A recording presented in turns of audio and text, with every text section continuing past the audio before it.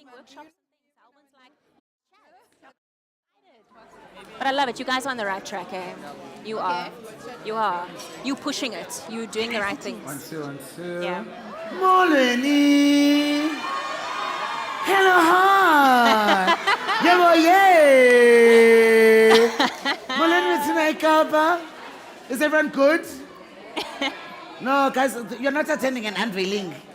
I-COVID iphelile and ikose singcwabeni nikwi-event and also nonke abaningene mahala.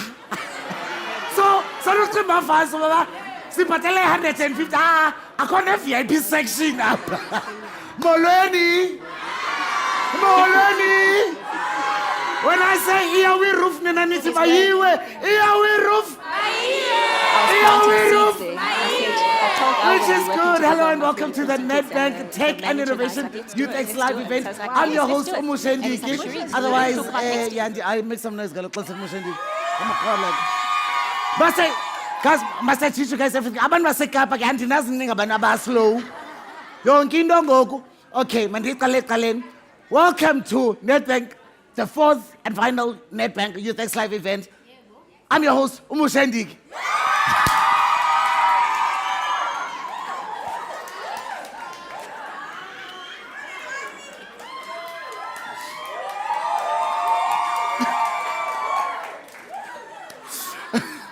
I'm literally excited to be hosting it right here in Cape Town, Molweni Ekapa, and a big welcome and shout out to everyone that is joining us here at Hearty Collective. You guys look absolutely funky and edgy and stylish. Give yourselves a round of applause.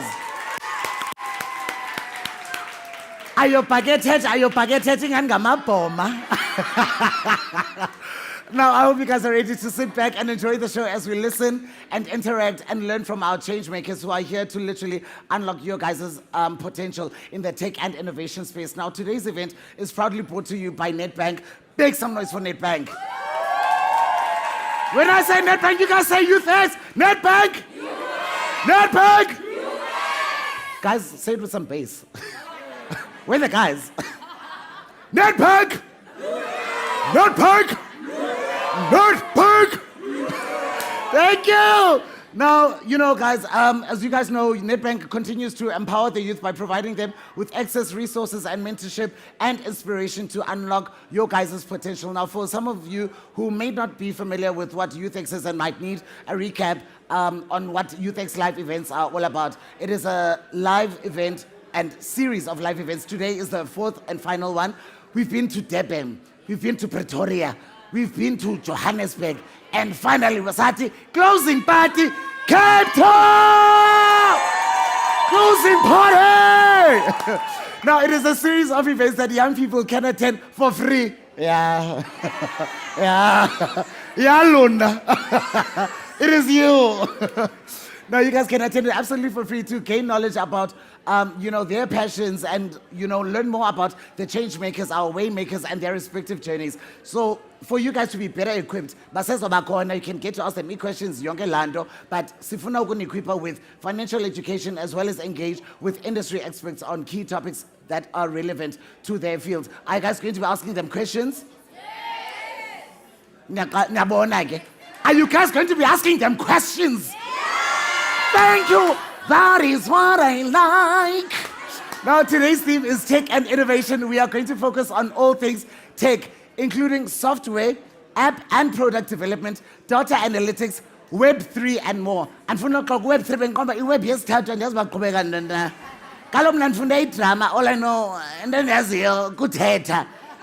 But yeah, namhlanje sizawufunda, and for some of those that are interested in the fields, please guys, speak to Bona. They're going to be answering your questions. It's going to be absolutely amazing. They don't bite. They are lovely, lovely people. I can see our winner from last year in the blue jacket. Say hey! Say hey! Now guys, one thing about her, when you hear the term app, most of you need shumane. Okay, by couple abaya. Give it up for the couple. By couple abayana. But Pataranga apps, Dianazi, Nikinga or Tinder, Nikinga or Grinder. Hi, Nisingosi. Not everything is about e-dating app. Make isidyolo ecaleni. Put the jaw aside. Right? Why? Oh, sishumane ke esiya. Now, the event is broken down into 4 segments, namely TalkX, and in this segment, our tech and innovation changemakers will present a masterclass on their respective journeys and career. Secondly, we've got Imani Talk, because funeka siyazi uba imali yenzwa kanjani, most importantly, isavwa kanjani. I don't think anyone here actually needs a lesson on how to spend money. You look like big spenders, Nina. Oh, there's a big shopper. We've got a rehabilitation center for you, lady. Now, secondly, we're going to have our Money Talk, which is going to be joined by Linda Kwabe, who serves as the Nedbank Strategic Relationships and Consumer Financial Education Manager for Western and Northern Cape. So we thought, let's get someone okwalapha ozakwazi ukuba anifundisa, and who's going to know, in terms of how the spending goes in Cape Town, how the saving goes in Cape Town. So besingazothatha umntu from eJoburg, because siyarabisha imali phayana thina. Now, the third segment is going to be a gaming workshop by the CEO of Sea Monster, whose name is Glenn Charisse. Glenn will be helping us understand the basic principles of game design under the title, Let's Take Games Seriously. Guys, if we're going to be talking about taking games seriously and converting, the games that we actually play with our families and whatnot into apps, take 2 for delay. Do you not think by in a fault like take 2 for delay? Yeah. Cousin name that take 2 for about gain that come yo. It is yo. But it's fine, then like mama. So now this is going to be followed by our power panel. You can submit questions to the Changemakers to answer through the YouthX online platform or by tweeting your questions to @unlocked_ZA. Please remember to include #PowerPanel. Remember, guys, when you tweet, say #PowerPanel, because mhlambi, we're going to think maybe you're talking about maybe an ATM that's not working, and then you're saying a pen only. And then we are the funny ones. Please include the #PowerPanel if you want your questions answered. Now, for those of you who are physically joining us here today, give yourselves a round of applause. We're also going to be having a roaming mic that is going to be going around. So with the people that I'm going to be interviewing here on stage, the mic is going to go. Let's say if you want to ask a question, how do you develop an app? How do you make it as a female in your respective career? All of those type of questions. We're going to have a roaming mic. Don't be afraid to ask. It's okay. Ask whatever. What color is it? That's funny. That's funny. Anything that is related to Lindo's Tetangai. Now, if you guys have looked around, you will see that there are QR codes in and around the building. If you scan one of these, it will lead you to a survey site where we are going to literally, guys, encourage you guys to complete the survey and let us know how your experience was today. Out of 10, so far, how is your experience, guys? 20. I got Balale. Yeah, mathematics for this one. Out of 10. 10. Now, guys, it doesn't end there. You know we wouldn't come all this way without giving out some prizes, right? Who's ready to win some prizes? Call me Upun Matlisa Weni, because when I say Musha, you say put Matlisa. Musha. Musha. Musha. I've got awesome prizes for you guys, and I hope you guys are ready to win. We're going to be giving them throughout today and throughout the whole YouthX campaign. Now, please do engage with us on the YouthX online platform by submitting questions to our power panel or on Twitter, and you could walk away with some really cool spot prizes. All right, are we ready to get into our program? Yabana Nina, I love you. Yabana la section. Yabana la section. Zanbuza wa hansim na. Sisango la la. I love this section. Are you guys ready? Are you guys ready to get into the program? All right, now you guys are ready to be entertained. Without wasting any more time, let's welcome our first performer for the day. She's a young artist shaping the future of South Africa's hip-hop scene. Please welcome Di Kaula!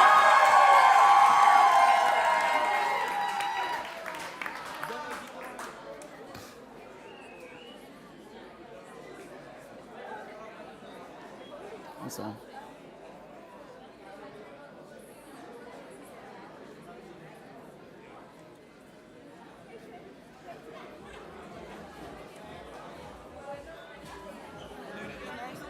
You're in your element today.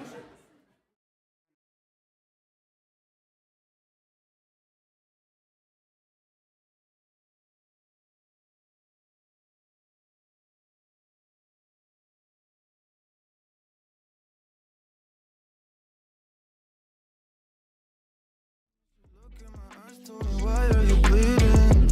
And I don't even know how to answer. I take these drugs to my bladder. She says she noticed a pattern. She say I look gorgeous. I tell her I'm flattered, but I hate my reflection. When I look at you, all I see is perfection.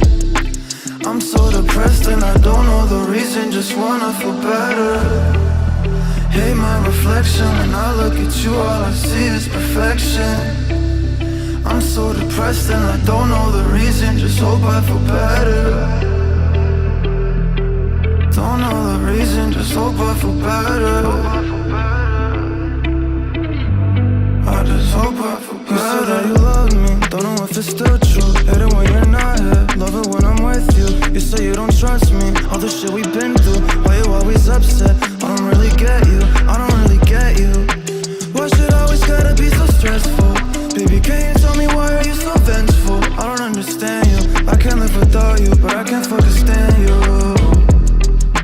I'm just so obsessed, I should take better care of myself, but fuck it. Blacked out in public, on that like she upset, but I know she love it. I hate my reflection, when I look at you, all I see is perfection. I'm so depressed and I don't know the reason, just wanna feel better. Hate my reflection, when I look at you, all I see is perfection. I'm so depressed and I don't know the reason, just hope I feel better. Don't know the reason, just hope I feel better. I just hope I feel better.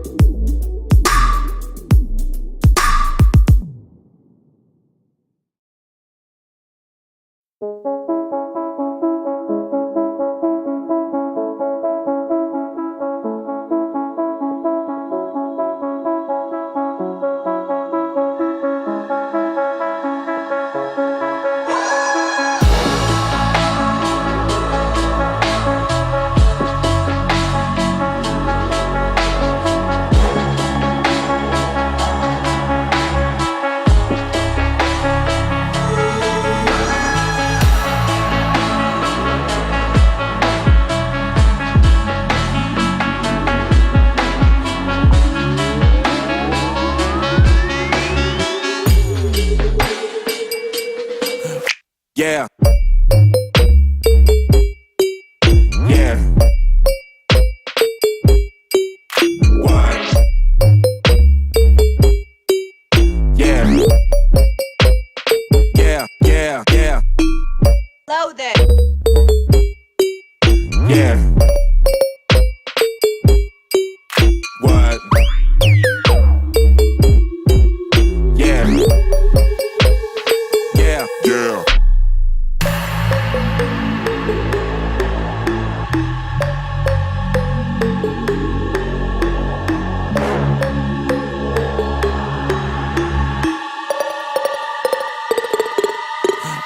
Yeah.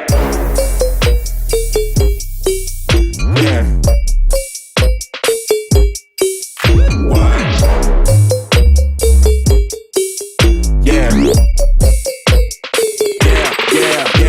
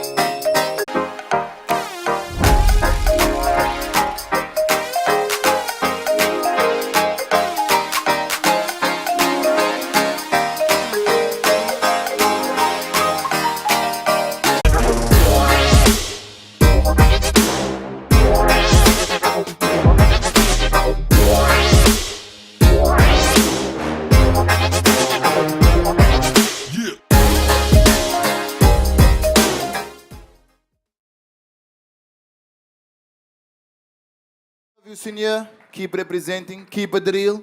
It's YGN till the end. It's Weskap tot laat. Salutas.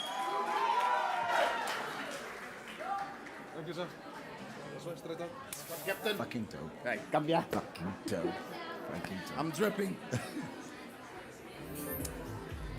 Give it up one more time for youngster CPT. Yes, yes, ladies and gentlemen, that was my husband. Huh? The wife is here. No, we just do that for the crowd. My name is Mushe CPT. Thank you for supporting this family business. It's been absolutely amazing. Are you guys having a good time? Are you guys having a good time? Are you guys having a good time?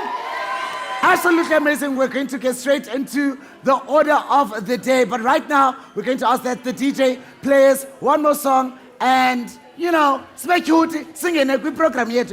But in the M9 is that we're getting straight into the thing of things.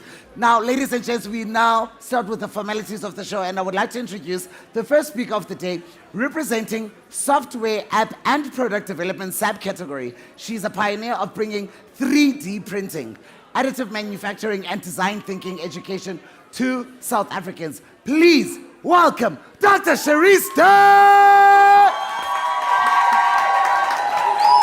Hello. Guys, isn't this the coolest doctor you've ever seen? Now, Dr. Cherise, Yes. are you the doctor when I say whole body sore or I've got a headache or what type of doctor? I'm a doctor, like, if you've had a rough week, we'll meet at the bar and have a G&T. I'm Yeah! that kind of doctor, guys. Because that's the best. Make some noise for That's the dog! Self-care, guys. Self-care in any form that you need it. Is there a clicker? Thank you, okay. Guys, this is a vibe, right? Are we all excited to be here? Are we happy? So I don't know how I'm going to beat youngster, right? But I'm feeling your vibes, I'm feeling your energy, I'm in a good space, right? So we're going to do this. So guys, my name is Dr. Cherise Dunn. I'm going to be sharing with you for the next 10 minutes a little bit about my journey as an African tech entrepreneur and share with you how technology can change your life and the world. So let's get into it. If you can see that. On the 12th of May, hopefully you can see a little bit more if I move out this way. On the 12th of May this year, I met U.S. Deputy Secretary of State, Wendy Sherman. At that time, Deputy Secretary was doing an African tour of the region, trying to find what's the landscape, what's happening in the region in terms of tech and innovation, and what cool things innovators like us are doing on the ground, right? So after hearing about our work, she said a couple cool things to me, one of which stood out. She said, keep up what you're doing, keep going. What you do matters, and it makes a difference, right? And to hear it from somebody like that, guys, it sticks with you. So how did I get to have such an influential conversation, a meaningful conversation with somebody like that? It started 30 years ago on a sugarcane farm up in northern KZN, a place called Mangeta where I grew up. As I grew up, I saw, like many of you probably have, right? We see challenges every day, but there's opportunities. I saw people struggling. I saw all kinds of things, and I knew at that stage, you don't know what or how is going to be able to, how you're going to tackle these things, how are you going to fix them, but you know that something can, right? And I had this curiosity throughout my school career, throughout my journey. So, and I loved sciences, guys. I'm a nerd. I'm a bit geeky. So I enrolled into biochem at UKZN.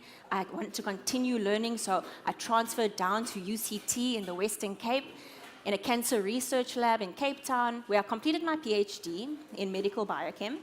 And while I love to see how my research would one day help people, right? Obviously, that's the goal. But that's too far in the future for me. I'm a bit greedy. I want to see how I can make impact today. So I learned of 3D printing. I had really interesting conversations with people like my co-founder, who's here today, who are interested in tech, who are interested in innovation. And we decided that there's an opportunity here. We can do something. We can make a difference. So we started 2 companies.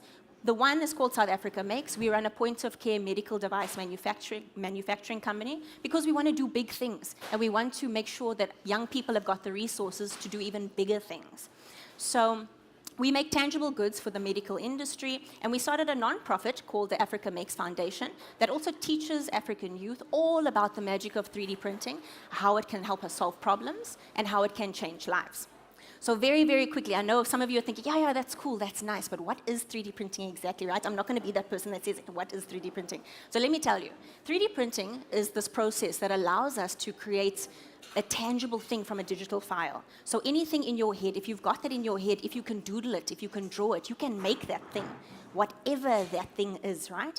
And the most common forms of 3D printing works like this, where layer by layer, as if you're building up a loaf of bread, right? So layer by layer, slice by slice, eventually you will create this tangible 3D printed thing. That's how it works. So I was fascinated by this, guys. And I was thinking, beyond it being pretty cool, what are the kinds of things that we can make with this technology? So I discovered a couple of cool things. All around the world, people are making beautiful things, incredible things. Some of them, like this, beautiful interior decor pieces, right, for people's homes, to stunning costume pieces and jewelry from movies like like Black Panther, right? And wait for it, companies around the world, companies like Porsche and Lexus are doing phenomenal things, and they got so excited about it and its use in the first Black Panther movie that they decided to celebrate the second movie and created a Wakanda-inspired custom Lexus, guys. Isn't that amazing? Right?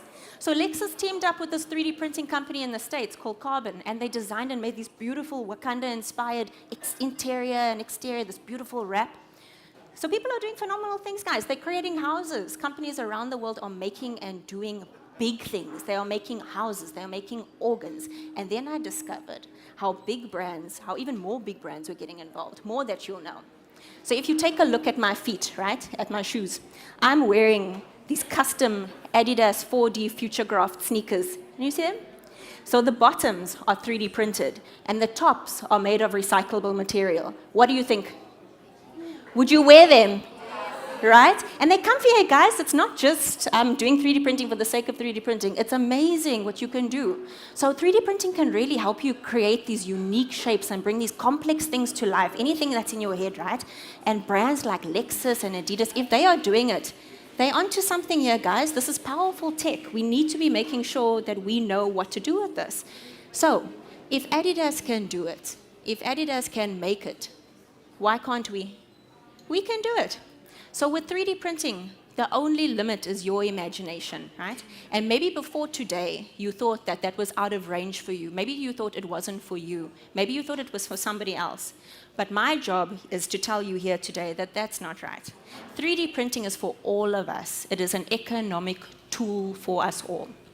And as Nelson Mandela once said, it often seems impossible until it's done, right? And as you can see, with 3D printing, I took Nelson Mandela to DC with me. So now that you understand a little more about 3D printing, a little bit more about me and how it's being used around the world, let me give you a little sneak peek into the kinds of things that we are doing here in South Africa, right? So what you are looking at is a piece of a human heart. What you're seeing is actually a valve. So on the left, you can see the design, the CAD design of it, and on the right, you can see the tangible prototype that we made. So that's pretty cool. But what's even better, if I show you a piece of a heart, what's better than that? Let me show you the actual full heart. So what you can see is this heart actually curing and setting. And we 3D printed this entire thing. And in this case, the surgeon actually wanted to be able to see through it. He wanted to squeeze it. He wanted to check. Before he goes into an operating room and before he sees and tests his tools with a patient, how can he test this in a safe way, right? What could he use? 3D printing comes to his rescue, and he can do that. But it took a really long time for us to get here, guys. The journey has been long and it's been windy. We didn't get there overnight. We didn't just wake up and say, we can do this. We had to go through a lot of things. So the moment that I felt recognized was back in 2018. And I got an email from the US Consulate Cape Town, who's one of our partners. And they were like, Dr. Cherise, we want to invite you to this amazing program called the International Visitors Leadership Program. You're going to meet 50 other women entrepreneurs from around the world, learn from them, engage with them, exchange, share your lessons and your learnings from your country. And that was a big moment for our little startup, right? Because that put us on the map. That said to other people, these guys know what they're doing. And that was great for our team because we felt we're on the right track with this. We're on the right track. So after this, we got invitations for all sorts of things. Some of them was to do a TED Talk. Some of them was local and international TV interviews. And then we got things like recognition from a really big company called Fast Company. And they said, guys, we are recognizing you as one of the most innovative companies in the country. And that's a big thing for a startup, guys. Thank you. That's a big thing. Thank you, guys. So who do I look up to now? One such person is in this room, and you're going to hear from her a little bit later. So Miss Barathang Miya honestly is one of my idols. She is cool. She is so cool. Yes, Bara. Honestly, she's not just a woman, right? And she's going to tell us all the stories, many of which I haven't yet heard, so I'm excited. But she's a woman of color, guys, and she's breaking the barriers, and she's doing all the things in a male-dominated industry. And we need to see that. We need to see more of it. And I look up to all of my women, my network of female founders that are doing the things and advocating for girls and young women in STEM. We need to see more of us because there's not enough. That's the reality, guys. Things are changing, but it's slow, so let's help it along, right?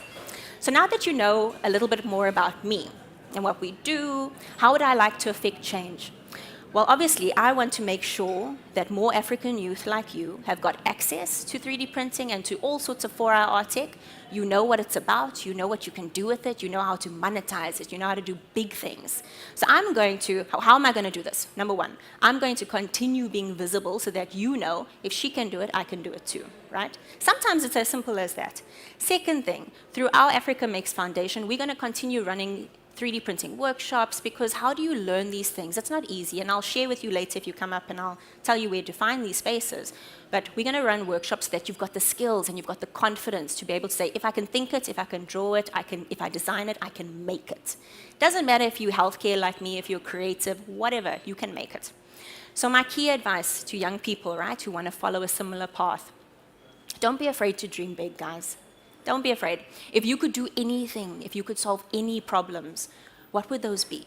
What would those solutions look like? What would they feel like, right? And once you've been brave enough to dream big, don't just stop there. Start. Actually start. Don't procrastinate. Remember that progress is better than perfection, right? You will always think that you never have enough. You never have enough resources. You never have enough X, Y, Z. You do have enough. Just go for it. You've got to go for it. Find out what resources you've got available to you and test it out. Create a pilot, test it out with your customers, find out what they like. The faster that you find out what isn't working, the faster you can fix it and you can improve it, right? And get back out there and start making those millions. Now, this one might seem a little bit obvious, but remember, right? We are all just humans, and the worst that anybody can say is no. So why waste time being afraid? Go for it. Consider what you need, consider what you want, do your research, and just ask. So if you have a question, come up to us. Let's have a conversation. Just ask. My final piece of advice is take advantage of all of the resources that you've got available to you.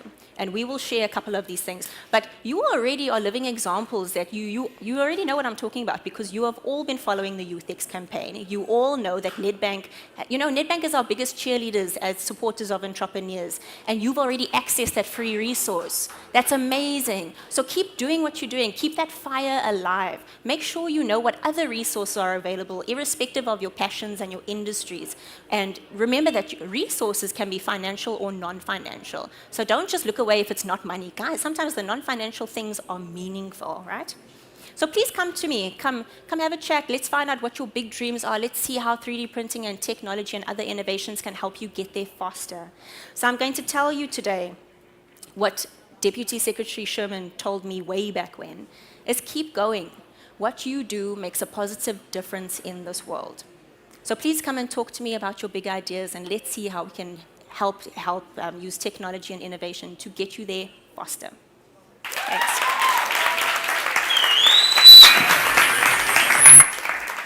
My nuggets. Oh, thank you so much, Doc.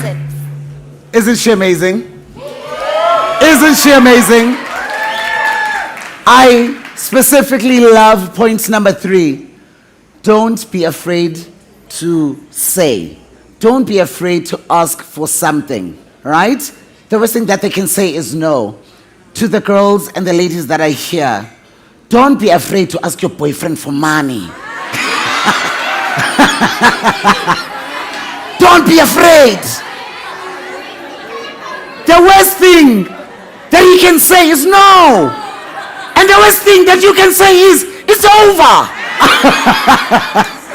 All right, thank you so much, Dr. Charisse. Now it is time to hear from our next changemaker for the day. Representing the Data Science subcategory, she is the founder of Girl Hype Code, an organization dedicated to empowering girls and youth in the ICT sector.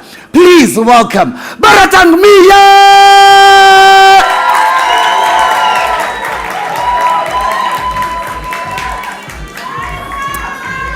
Make some noise for Bara! Thank you. Guys, she's absolutely amazing. And for me, it's her name, Barathang Miya. Baratang. Now, in Johannesburg, so there's a hospital, it's called Bara. Nickname yake. Give it up for Bara!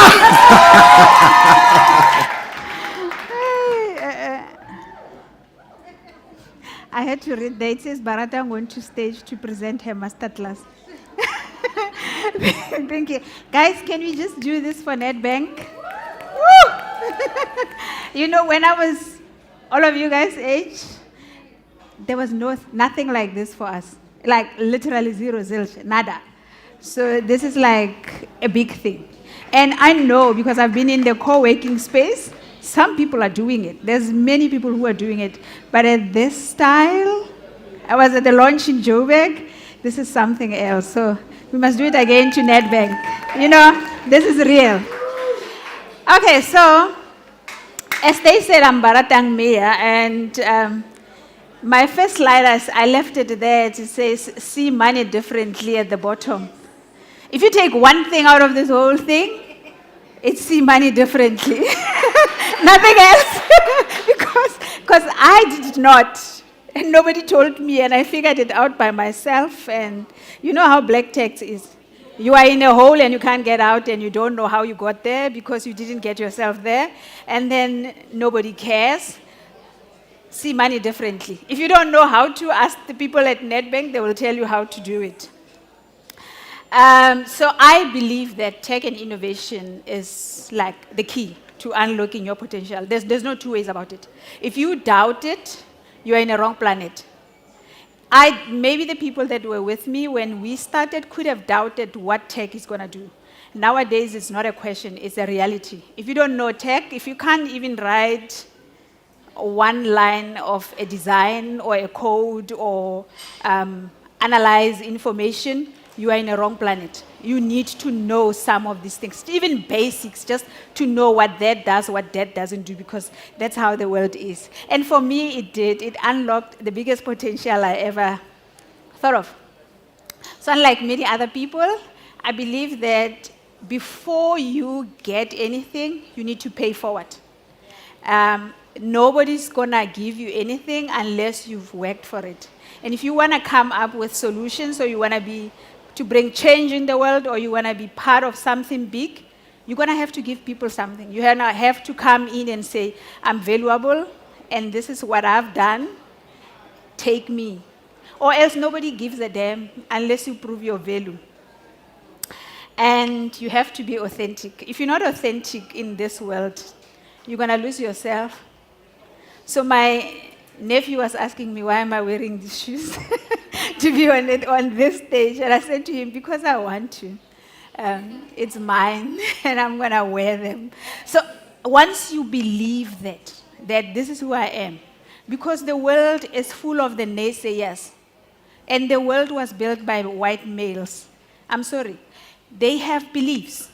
They believed in some religion, some business form, some form of something, and the values are around them, and you walk around them every day. So if you walk out and say, hey, today I'm fluid, you're going to be killed by the world. So stick there. It's yours. You chose it. And you must take whatever comes to you, because nobody's going to do it for you, or else you will cry. And I'm the right person to tell you that. Nelson Mandela said that may your choices reflect your hopes, not your fears. So that's me there, and there are people who are here. I'm sorry to embarrass them. I was miserable. Like, I had just had my second degree. I had 3 kids. and I couldn't get a job. And I start Girl Hive. If I was somebody else, I could have lived in my fears because I knew that a woman with 3 kids is a failure in South Africa. I don't know who decided it, not in the world.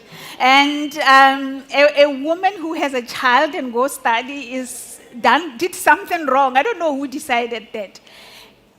I always say it's because the values come from certain people, they don't come from women. And we did not choose them because as women, we know when our bodies change. And we're not the only ones making a baby, but why are women the only ones suffering? But you know what? I said to myself, I'm going to make choices that one day are going to bring hopes for a lot of women, and they're not going to be like me. So I started Girl Hype. What we do is that we teach women and girls how to code, and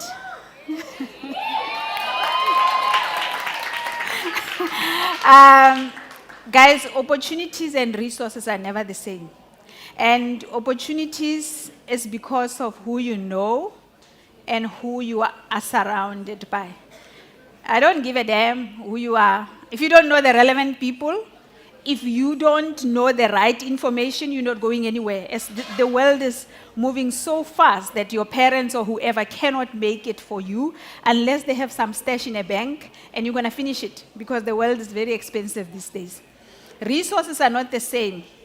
Where we are in Salt River, I think, there's 60% of poverty.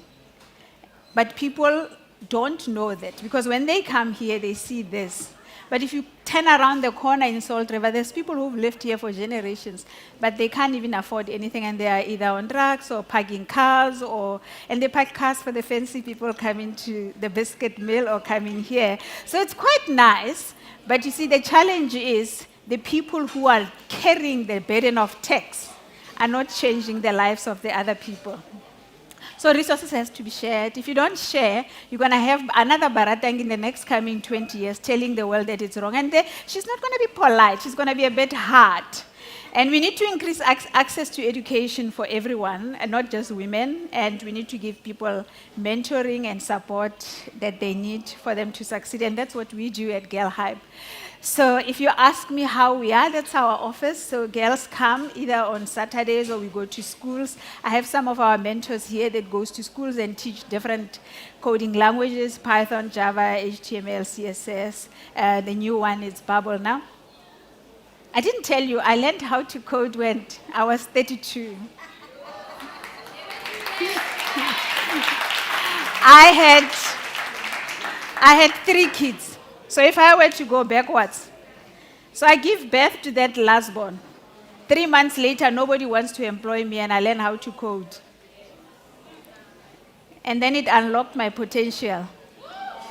And I started something bigger because I wanted to pay forward. I did not know that 19 and a half years later, Nedbank is going to ask me to stand in front of young people and born that year and tell them the same story. I'm going to say to some people, be in the business of investing in yourself. If I left, because I was at UCT, I know half of the people here might be at UCT. If I left UCT and I told myself UCT gave me it's one of the best institutions in the world, they gave me the best education, I would have been a failure. I would be sitting somewhere miserable because the institution that I was at also did not teach me entrepreneurship, did not teach me how to speak to public, did not teach me how to sell. But I invested in myself by attending other people's classes, master classes. I literally was willing to learn coding from students that were studying computer science at CPUT, students that were at UCT, and I was already an adult, but I was willing to learn from everybody. So be open to learning and literally invest in yourself. When you walk out here, one thing you must do is tell yourself, how do I invest in myself? Because nobody else would do, unless you are with Nedbank's YouthX.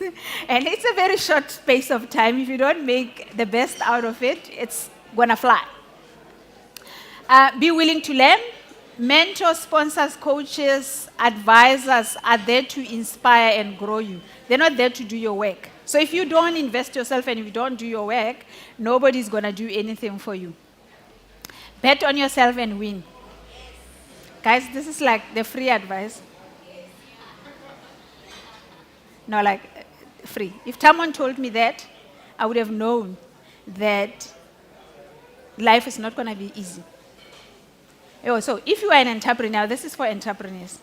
If you are in a business and you yourself don't believe it, you're going to fail, because even your mother doesn't. You know, my mom used to pray for me with my nephew so that I get a job. And I was in business. So nobody believes in you, including your own parents. Nobody. So you have to be your own champion, and you have to tell yourself, I'm going to do this. So every time somebody walks into a room and say, I can build a hospital, 80% of us sitting here are going to be like, oh yeah, let's see how she's going to do it. And you know who are those people? It's your friends, it's your family, it's your cousins, your auntie, your grandma. So, you know what I did? I changed life. So when I decided I'm done, these people are okay, I like them, but I'm going to change myself. I'm going to bet on myself. I took my 2 kids, I came to UCT, and I never left Cape Town. Because if I went back home, they would have reminded me of how much of a failure I was. They would have reminded me that I don't fit the class of people who had windows when at home we didn't have big windows. They would have reminded me that I was walking to school, so I didn't want that. I didn't want a reminder. I was like, I'm cool. I'll bet on myself. I'll take a risk. And it paid off. So if you are here, you know what's in your heart. You can't be anybody else. For those who are in YouthX, it's an opportunity. Make the best of it. Opportunities like this don't come. They come once in a lifetime. I had an opportunity to be part of Tech Women and go to the state and see all these companies like your Google, your Twitter, and it's a Tech Women thing, it's big. And when I got there, I told myself, like literally, I told myself, when I get back home, I'm going to use this opportunity to the best of my ability. So build a strong network of people. I made friends. I was not arrogant of asking. I asked so many questions. Even if they thought I'm the worst fool in the room, I made sure I asked questions so that when I get back to South Africa, I can implement. So when I came back from the US, because I asked so many questions and I was annoying a lot of people, there was a woman from Mozilla who was thinking about questions I asked her, because my questions was, what about the girls from the rural areas? Mozilla is doing such a wonderful job in Africa, getting all the money, but what are we giving back to Africa? And she said to me, Bara, telling me your story made me see a different version of a girl in or in Africa. She came here, we started a project together. That was my first project with the UN. And now I do so many projects with UN, and I speak for UN, and I do everything for UN because I took this door that was open for me. It's a door. Okay, maybe you guys have a door. I didn't. So because I didn't have doors, when this door opened, I hanged onto it, and I never left it. So I left it open. Like I really shut it. Like I was like, there's no more door. Because I told myself other people should walk through the door and unlock your own potential. You are the only person who know you are. Find your own village. We create our own village at Girl Hype, and our village is for women and girls because that's our safe space. That's where we get to explore without being judged by anyone, and that's where we become the best version of ourselves before we go and compete with other people. Is it safe? Yes, it is. You know what? People tell me, yeah, when the girls get to the men's world, they don't know how to compete. Yeah. Let me tell you something. The people who say that are men who are insecure, or people who are very insecure because women are it. There was just barriers that were created so that women cannot get there. So we're just breaking these barriers. We're chopping them like we're chopping onions. Thank you very much. You know, I told you guys that I was this mother to these people, and I started. So I'm going to tell you, that little boy standing there ended up starting his own businesses, and he's a very successful tech entrepreneur. the little young girl there who's looking, I think the poor kids felt sorry for me because I was sad. She's the one shouting more than anyone in this room because I'm here. And then she's very successful. She's one of the expert speakers at UN for policy development in tech. And it's because she started coding when she was 11, like 9, maybe when she was 9. She built her first HTML website when she was 11. And that little girl, she's now a student at UCT. She always says it's a circle because I gave birth to her when I was at UCT, and 3 weeks after giving birth to her, so 3 weeks prior I wrote exam, 3 weeks I gave birth, 3 weeks after that I was graduating. So between when she was there, 3 weeks later, I was wearing a gown, a ball gown. So she promised me that she's gonna do it. So how you fail is who you choose who you are. I'm gonna leave you with that. One thing that you need to do in life is pay forward, be authentic, and solve a problem. Nobody's gonna forget you. Doesn't matter, even if you left in a shack. So what I didn't tell you was when I picked up those 2 kids, I closed my own shack and said, I'm never coming back. Thank you.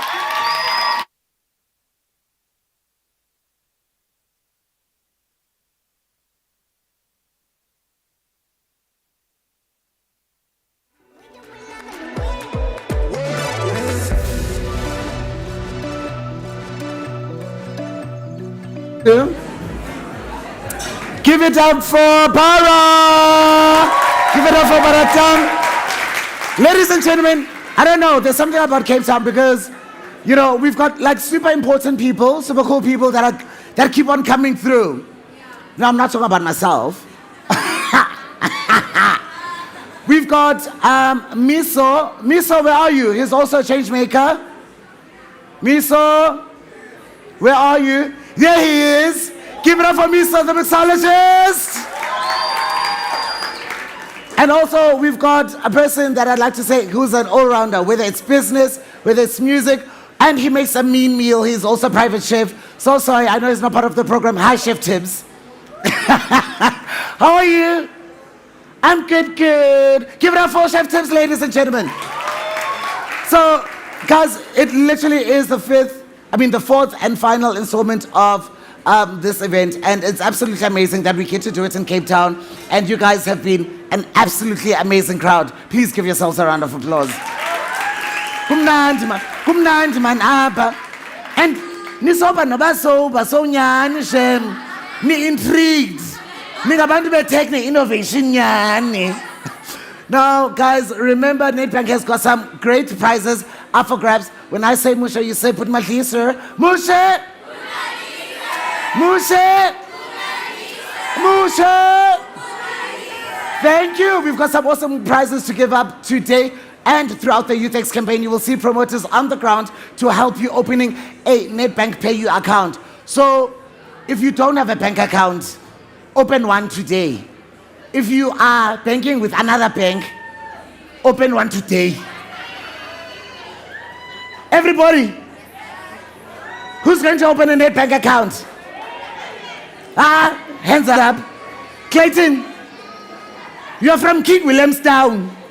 We've got many Nedbank ATMs. Put your hand up. Are you opening an account? Thank you.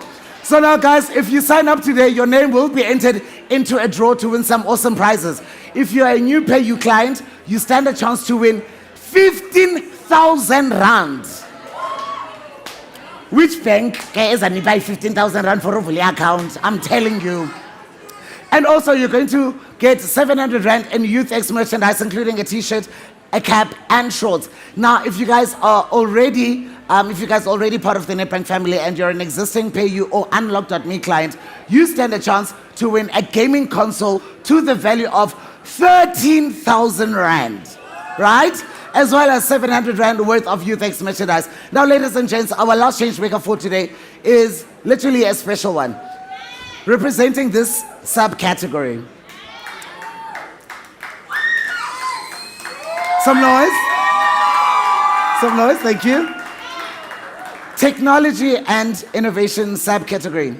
Now she is the 2021 Nedbank YouthX Changemaker of the Year. And she is currently building Legal Standpoint, which is an app-based legal tech startup working to democratize legal education and legal services. As I said, don't think dating apps. But you need to do better, please. Ladies and gentlemen, please welcome onto the stage Keitumetse Pule!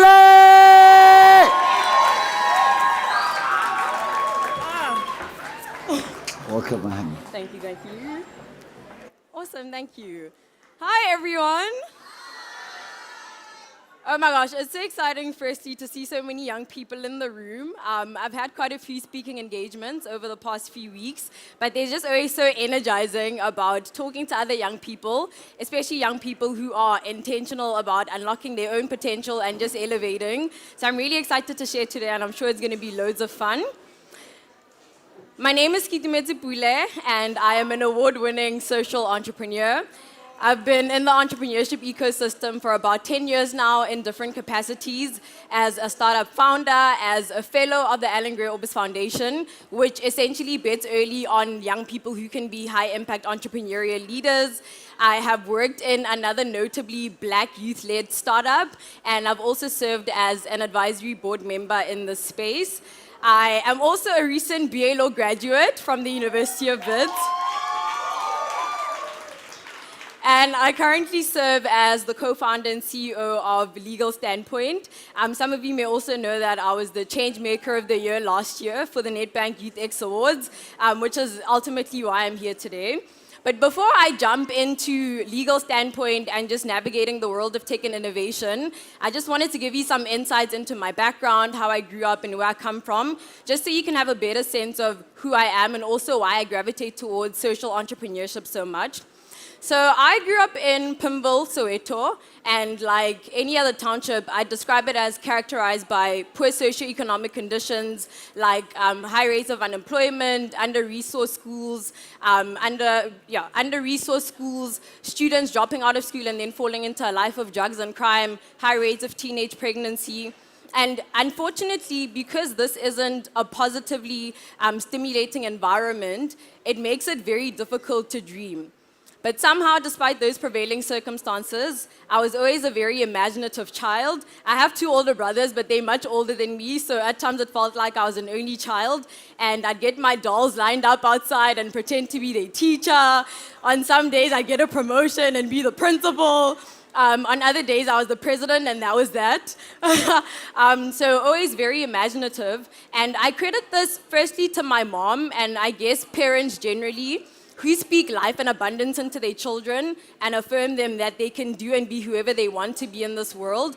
But secondly, I also credit it to reading. So I was quite an avid reader when I was younger, and one of my favorite books is The Alchemist by Paulo Coelho.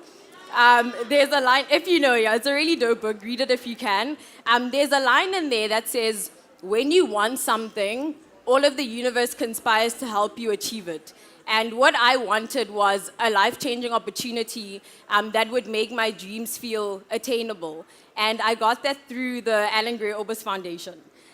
So the Alan Gray Orbis Foundation centers around entrepreneurship, and essentially it's around instilling an entrepreneurial mindset in primarily young people. So although I was very entrepreneurial from a young age, in the sense that any opportunity to sell things to my classmates and my friends I'd jump on, Alan Gray was really instrumental in just setting the foundation for me to understand entrepreneurship, what it is, especially social responsible entrepreneurship, and how that can be leveraged for socio-economic good. So being part of the foundation through their scholarship program in high school and later their fellowship program in university means that I'm constantly looking for ways to solve problems that are bigger than just me. And ultimately, this way of thinking is what led to Legal Standpoint. So growing up, right, I was always very bothered by stories of people who would have their rights violated, but they wouldn't pursue justice, not from a lack of want, but because they either didn't know what the law was saying or they didn't have the money to pay for legal resources. And this has always been very problematic for me because, firstly, I don't think one's socioeconomic circumstances should determine whether or not they're able to access legal services or how fast they're able to access legal services. But also, if you think about it, the law really is the one thing that applies to all of us or should apply to all of us. So it always bothered me that theoretically, on paper, the law applies to all of us, but practically, only a few of us are able to access legal services as and when we need to. So this informed my career choice from quite a young age, where I decided to study law at the University of Wits. And in my final year, I met my co-founder, Pamela Matie, and we came up with the idea of the Legal Standpoint app. Legal Standpoint is essentially a legal tech startup that's working to democratize legal education and legal services. The platform functions as a learning platform and a legal marketplace to firstly help South Africans understand the law better through our library of easily digestible, multi-language gamified articles, as well as facilitate ease of access to independent legal practitioners and small to medium-sized law firms who tend to be more accessible in their pricing. Users can connect directly with lawyers on the platform by scheduling in-app consultations, getting their documents reviewed, and also getting legal advice. And lawyers on the platform can be filtered according to their rates, location, language, expertise, and services. There are also free and paid legal documents on the app if you need that. And essentially, this platform really is to make the law more widely accessible to South Africans because, like I said earlier, the law is the one thing that applies to all of us in personal matters, in business matters. There's no facet of your life where the law won't apply, right? Even when you don't want it to. So this is just a glimpse of how the app works. Okay. Whether you like to or not, at some point in your life, you might find yourself asking, how do I write a will? What happens to my assets when I get married? How do pension funds work? What do I do if my boss behaves inappropriately at work? What are my options if I can't afford legal services? What goes into a shareholders agreement? Can I legally marry more than one person? Legal Standpoint is an app that comprehensively breaks down the answers to some of the most pressing legal questions in a way that is easy, digestible, and concise. Some of the services offered on the app are in-app consultations, document reviews, and legal advice. In addition to this, you have access to our multilingual library of up-to-date legal articles that can help you navigate some of life's challenging moments. And if that's too much work for you, you have access to a directory of legal professionals who can help you find legal assistance within your budget, location, and language. Download the Legal Standpoint app on the Play Store, the App Store, or the Huawei App Gallery and find the answers to your legal questions today. So we went live with the app on the 23rd of September. Yeah, thank you. We went live with the app on the 23rd of September this year, so it's been just under 2 months since we've launched. And already we've had more than 1,000 user signups. We've had more than 90 lawyers sign up, 11 of which are verified. The rest are undergoing our very stringent verification process. We've had more than 100 questions asked on the app, and it's available across all 3 major app stores. So the reception has been really, really lovely. But anyways, the reason why I'm here today, right, is to share insights in terms of my own journey navigating the tech and innovation space, so that if other young people in the room are wanting to go into a similar path, they're able to do that. But before I share like 5 pieces of advice that I'd give to someone who's wanting to also go into the world of tech and specifically app development, I just wanted to contextualize that against the youth unemployment rate in South Africa. So I think we're all aware that South Africa has a staggering youth unemployment rate, and it's not just one of the highest in Africa, but it's one of the highest globally, and I see it as a huge crisis. And so I'm a really big proponent of entrepreneurship, as you've seen in my own journey, and I really think that it can be leveraged as one of the solutions to not just the problem of unemployment, but also the problem of poverty. But if we're going to really start inculcating the spirit of entrepreneurship within young people, then I think it's equally important that we capacitate young people with the necessary information, skills, and resources so that they're able to start their own ventures and be economically empowered, much like what YouthX is trying to do. So for young people who are wanting to go into the same space, there's 5 pieces of advice specifically that I'd share. The first is, I think, when people think about tech, like they think it's this super technical thing and it's overwhelming and it's for coders and app developers. But quick disclaimer, I'm not a technical person at all. So I'm what you'd call a non-technical tech founder, which means I'm more on the innovation and ideation stage of things. And I think the first thing, right, is when people think about tech, it seems super overwhelming because you think you have to have all these technical skills, but you don't. So don't discount yourself out if you really want to go into tech. I think as long as you can identify a pertinent societal issue and identify how tech can be leveraged to solve that issue, that's a good starting point. So you don't have to learn how to code. Like the only thing I know is HTML and CSS, and that's how far I got. So there's really space for everyone because it's a multi-dimensional industry. The second thing, right, is that ideas aren't exclusive.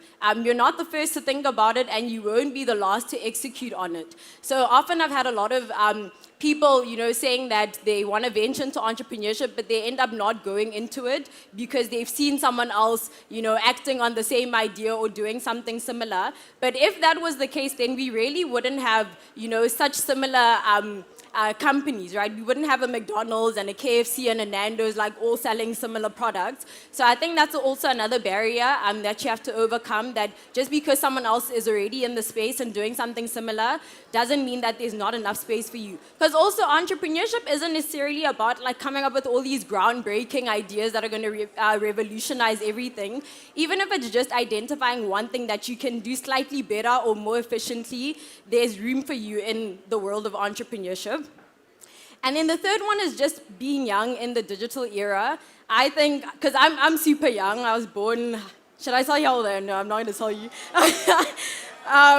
But basically, I think our generation is super fortunate, right? That we're in the digital era where literally anything you want to find out, you can learn on the internet, right? If you want to learn how to crochet, how to code, how to cook, you can go on YouTube, you can research all these things, and they're like really available at the click of a button. And this is also not to discount things like mobile data constraints, because that is still a massive problem that we need to solve. But the point is that you don't need to like now have a lot of money and wait until you have a lot of resources to get started.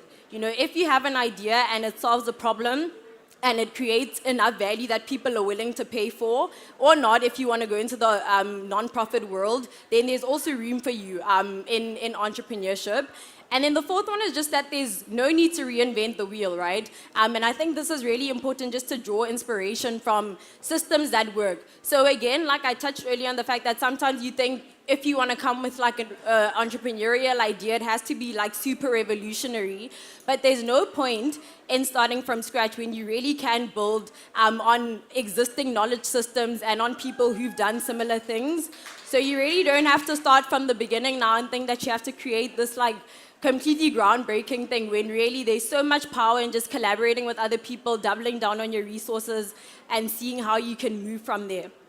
And then just the last point is not to stand in your own way. And this is about overcoming imposter syndrome. I don't know how many of you are familiar with that concept in this room, but it's essentially when you find yourself in spaces and you think you don't belong there, either because you're like underqualified or everyone else is so much older than you or so much more qualified than you. I often find myself in rooms where I am one of the youngest people, but I think this year my imposter syndrome died because I think any room that I'm in, I belong there. That's it.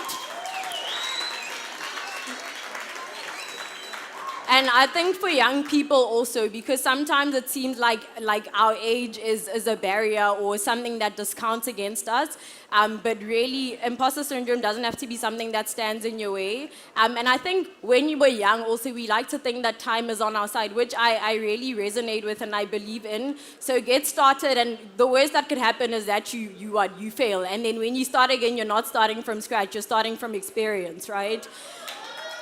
So yeah, if you're really wanting to venture into entrepreneurship, I think now's the time.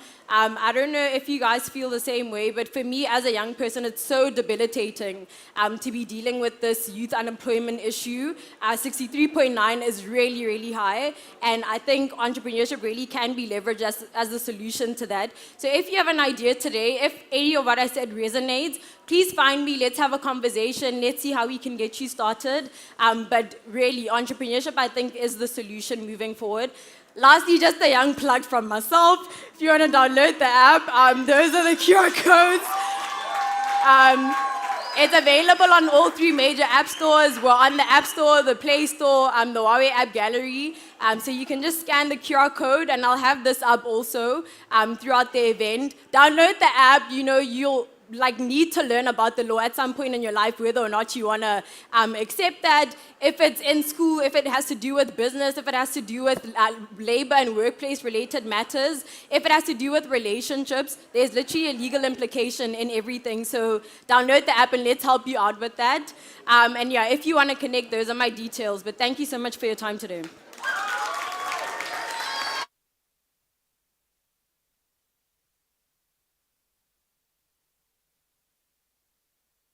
Give it up one more time for Keitu!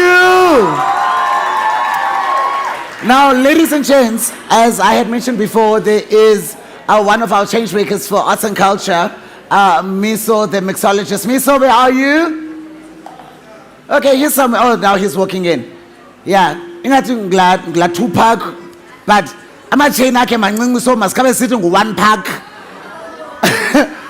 He has created the very first ever YouthX cocktail. So it is available at the bar as well. Innovation. Because I'm going to no me no. So if you go to the bar, just make sure you check out the YouthX cocktail. Second, ladies and gentlemen, our next speaker is going to be coming up and speak to us about money talk. Now, her message is very significant. It is very important, just like all the others. I am going to ask that we just keep it down. But Njabona Nina, it was not your own Dantana Nina. Except for La Putu shed. Yeah, Ted. Yeah. It's you. Moro. Must I tell them how? So, guys, I just met this guy, right? And then he told me what his nickname was. And he told me where it comes from. His nickname is Moro, but his actual name is Umtutuzeli. If you guys actually want to know where the Moro comes from, you must just keep on talking. Keep on talking. Try me, baby. All right, so ladies and gents, I'm going to ask for a little bit of quiet from this side right through to the back, because now we're going to have our money talks. Just give the same respect, the same dignity as we have been giving through, all right? But I know inside, because Namdia hasn't, he knows maker. So let's just get it out of our system. Make some noise! Woo!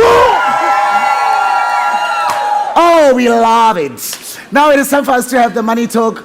And we are going to get someone who's going to teach you guys how to manage your finances and make better money choices. Our guest speaker for this segment is Linda Kwabe, who serves as the Nedbank Strategic Relationships and Consumer Financial Education Manager for the Western Cape. Okay? What a resume. Her love for financial literacy stems from understanding and witnessing the hardships suffered by people due to the gap in access to be simplified learning and rehabilitation channels.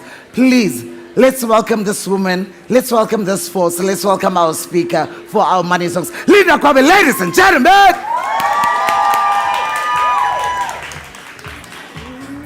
Thank you. There you are, my love. Thank you. Hello, Cape Town. Hello, everybody. Sure, the atmosphere is lovely. There is love all over. Can you feel it? I see how you're relaxing and taking in. The change makers are amazing. The messages that were shared here. So mine is easy. It's to equip you to run with it. The name is Linda, as it was mentioned earlier. I am not alone. there's a big team of Nedbankers that are here for you today. Guys, please wave for the people to see you at the back. You see them at the back? Hey, right? So they are not just here for fun. They are here for you.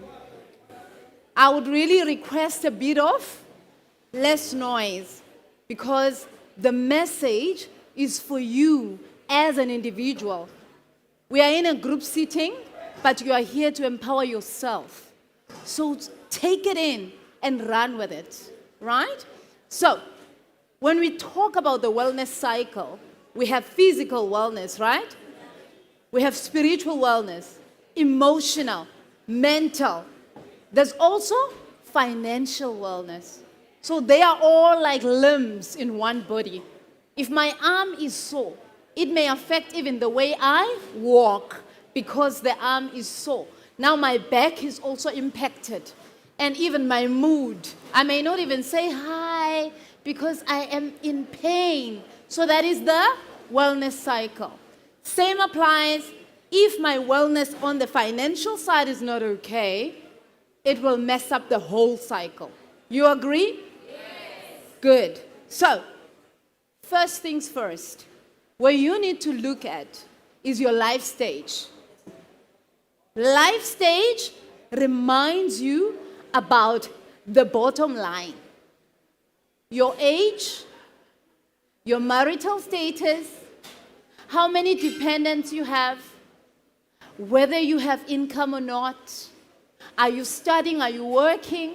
All those characteristics should guide you on how your relationship with money should be. And I would like to tell you that your background should never cause a limitation for your success in life. The only thing that can limit you as a person is your attitude. So if you have an attitude of openness, be open-minded, allow yourself to learn life lessons to take you forward, like you've done today. You kicked the blankets, you came here. You get what I'm saying? So you're on the right track.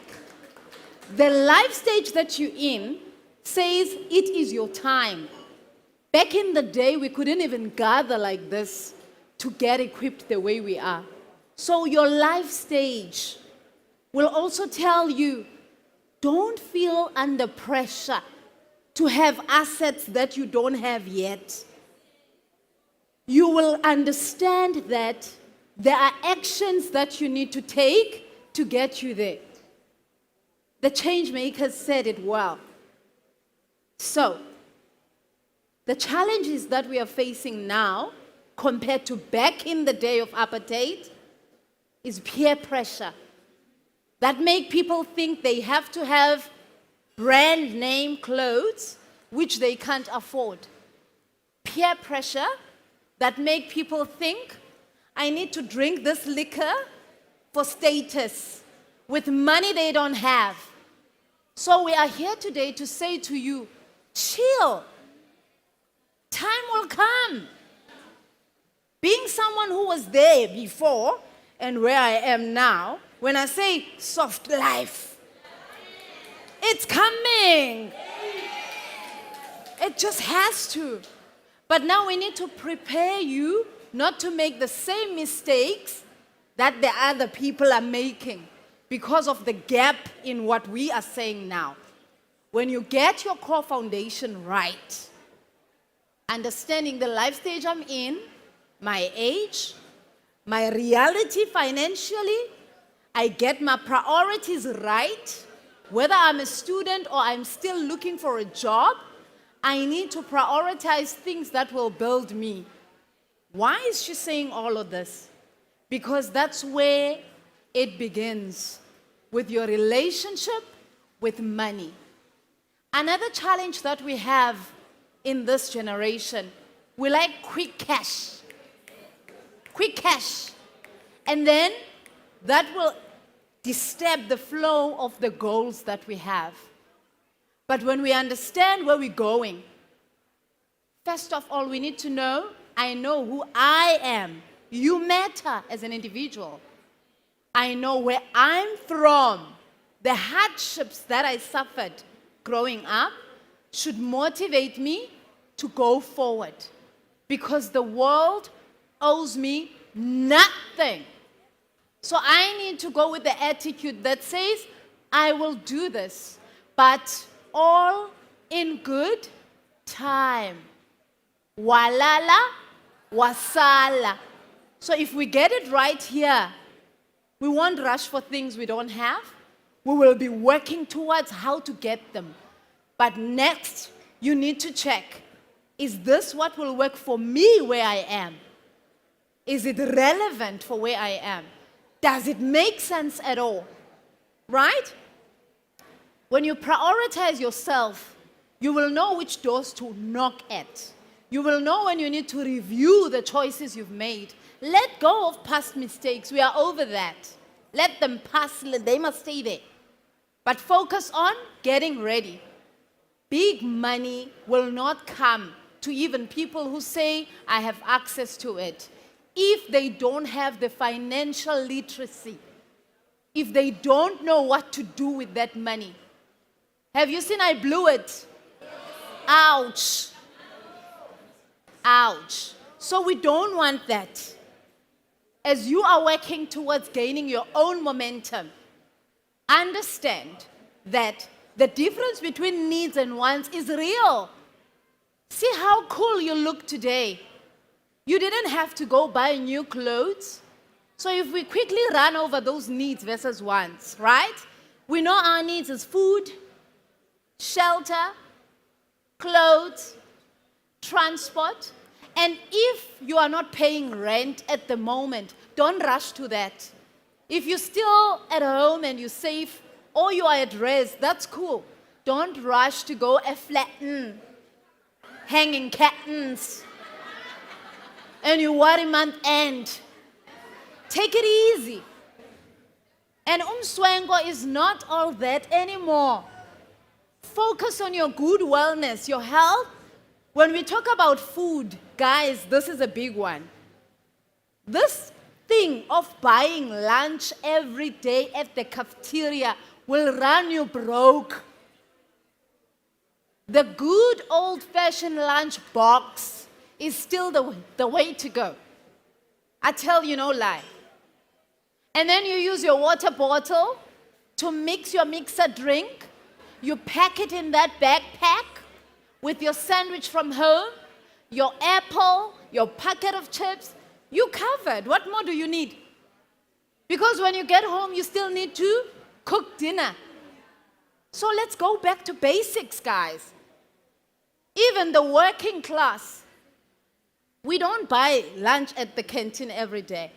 The smart ones. Every penny counts. You see how the economy is, right? If I say cooking oil, whoa. If I say petrol, oh, diesel, you name it, you go on. The economy is not in a good state. But while the economy is in a tough state, we need to be wiser with our money. That is why we are talking like this. So which tool can help you to stick to the basics? It's your personal budget. But what myths are there about a budget? Yeah, well, it's for people with lots of money. What's the point? I get my money, but my expenses are more than my income. How am I going to budget? Sweetie, you still need to budget. The reason why I'm saying this, I'm kind of begging you to, is because the budget will show you what money you have, where it comes from. We did a good exercise with a group workshop yesterday. They were doing it literally with the allowance that they get, being the only income they have, which needs to carry you for the whole month. So people were realistic in saying, then it means I can't buy takeaways every day. Those are wants. I need to make sure that I have the basic foods that I need for the rest of the month. And don't buy things you don't eat. They end up expiring. Those are the needs now on the food side. And the more water I drink and cut on the cool drinks and the sugar, don't only keep me awake, but it helps also my health. So it's your life stage as well as your lifestyle. How do you live? If I were to ask you now, in your lifestyle, are you a saver or a spender? Well done, girl. Do we have spenders? Eh? Thank you for your honesty.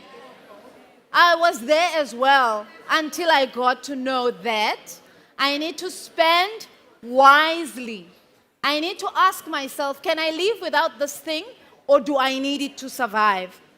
And what are my priorities in my life stage? I can't be busy with people who say, yeah, well, girl, this is how we'll be doing it. We'll be rolling. Rolling with what? Putting me under pressure. Huh? So ask yourself, what matters for you? It's about you because you're the boss. A CEO in the making. You can never be a prudent entrepreneur if you don't have your personal financial literacy right. You start with the little you have. Let's have a look at the budget.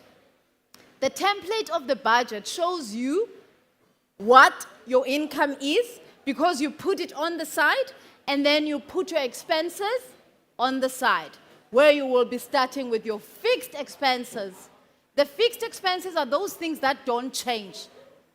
Like what?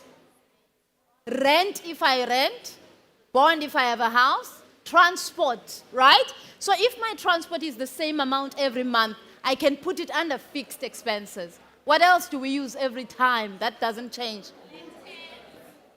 Black tax, oh, Nana. Guys, black tax is real. She said it like black tax. So you need to learn to say no to blood is thicker than water. You can't give what you don't have.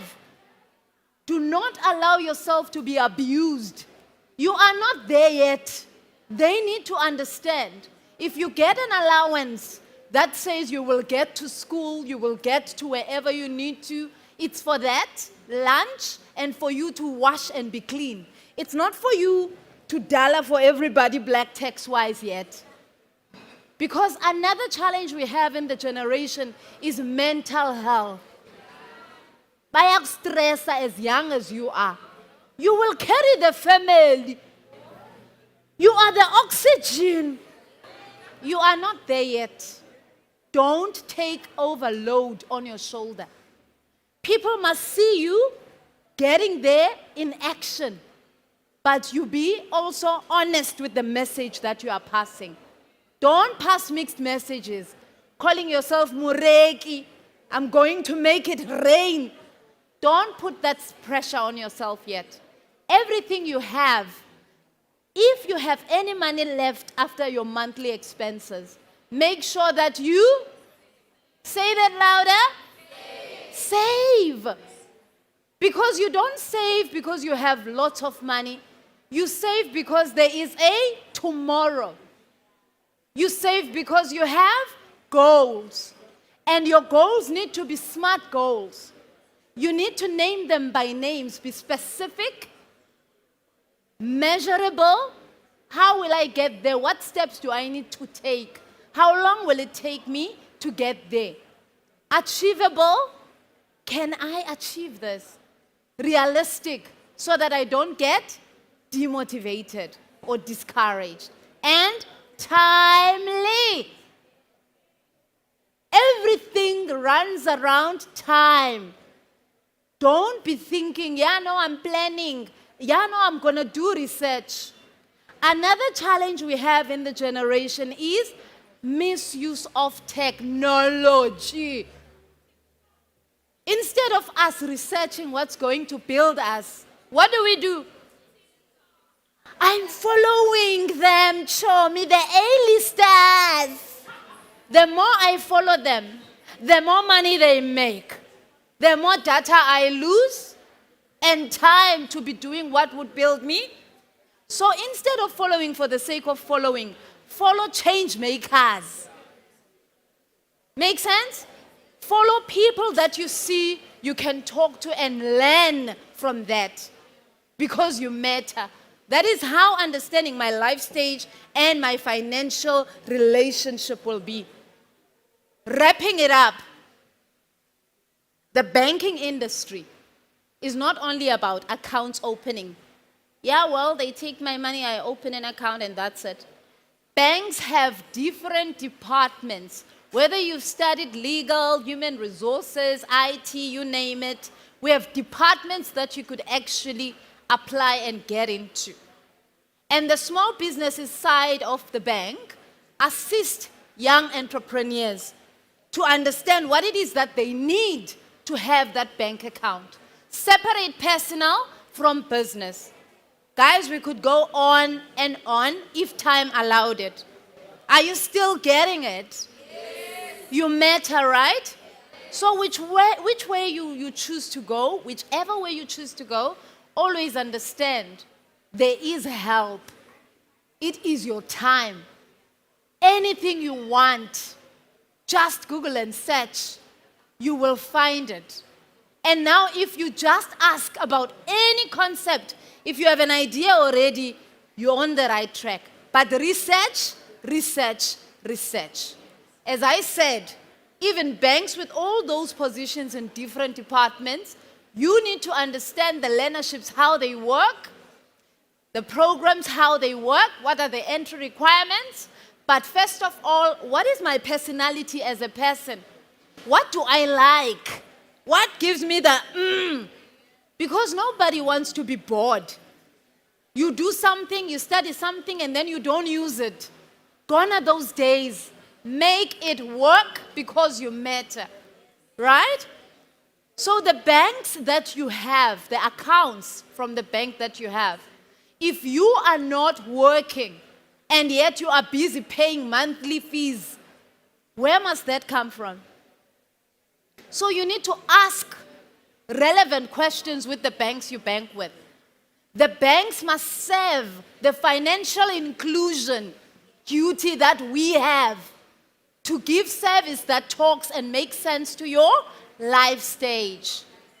So this is us giving back to our people to build better citizens than us. Some of us are messed up, but we don't want you to fall in the same trap. Guard against credit. When people are throwing credit to you, yeah, no, you qualify, we'll give you 2,000 credit. When you don't even know how you're going to pay it back, steer away from that. You can do without these things because of your life stage. So learn to read your bank statement. What money is coming in and what money is going out. There are people stealing monies from people's accounts. And because you see 20 rands gone, you're like, it's only 20 rands. Follow your money. And do not use ATMs that are not your bank ATMs. There's SASWISH fees. If your bank is not in the area, ask the retail store that you are buying at to give you cash back based on your budget. We're not only going to carry cash now, because they say there's unlimited swipes on some good accounts that I know of, where you don't pay maintenance fee, but you swipe until you drop. But now that we've spoken like this, please promise me, guys, you're not going to swipe when you're stressed out. You're going to breathe. How do we cope with stress? What is your stress coping mechanism?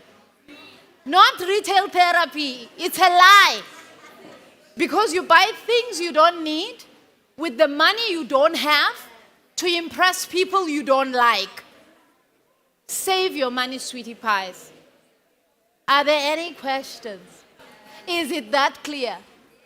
Thank you so much. The guys there will take care of you if you need them to show you the ropes with the savings we spoke about and all of those things. I asked the question and they said no ID is needed as long as you know your ID number. Make use of them while they are here. Thank you so much. All the best.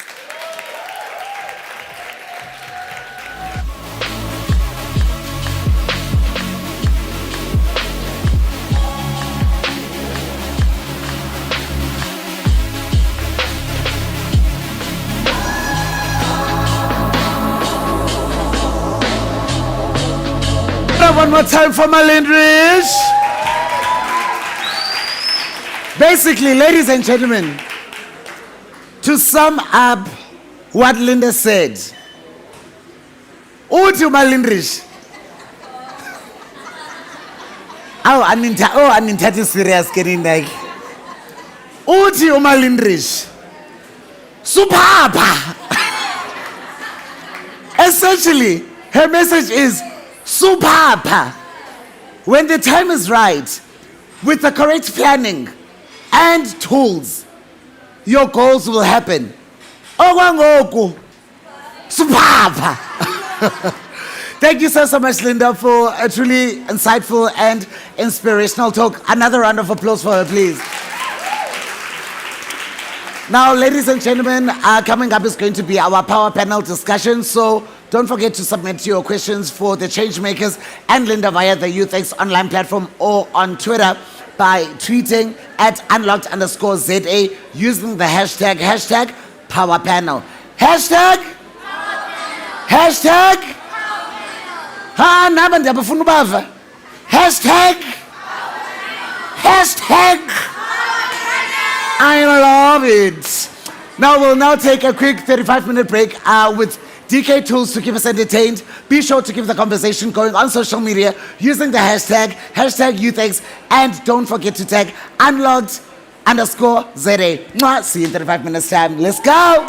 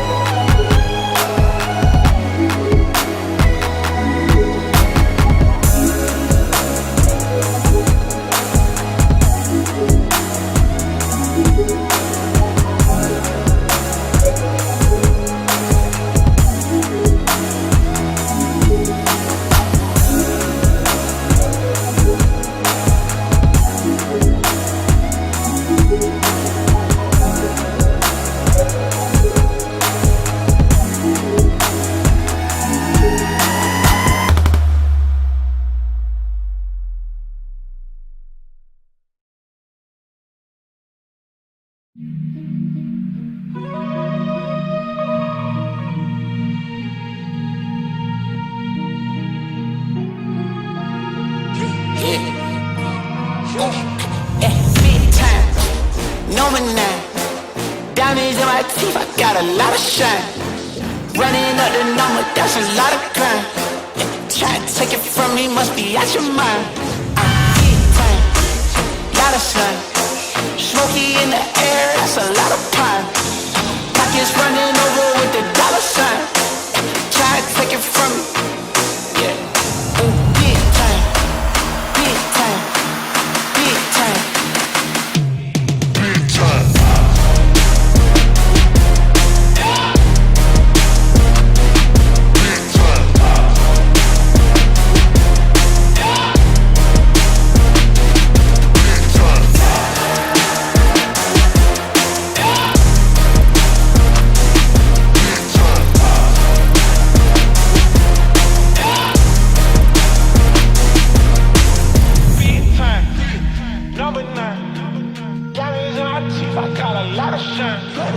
Running up the numbers, that's a lot of crime. Try to take it from me, must be out your mind. Lot of sun, smoky in the air, that's a lot of crime. Pockets running over with the dollar signs. Try to take it from me. Big time.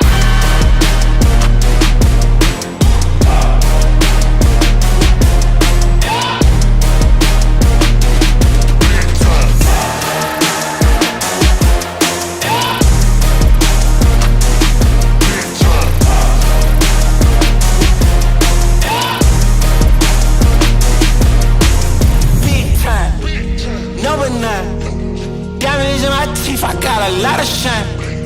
Running up the numbers, that's a lot of grind. Try to take it from me, must be out your mind. I'm big time, lot of shine. Smoky in the air, that's a lot of pine. Pockets running over with the dollar sign. Try to take it from me, from me, from me, from me. Big time, number 9. Diamonds in my teeth, I got a lot of shine. Running up the numbers, that's a lot of grind. Try and take it from me, must be out your mind. Big time, lot of shine. Smoky in the air, that's a lot of grind. Pockets running over with the dollar sign. Try and take it from me, take it from me.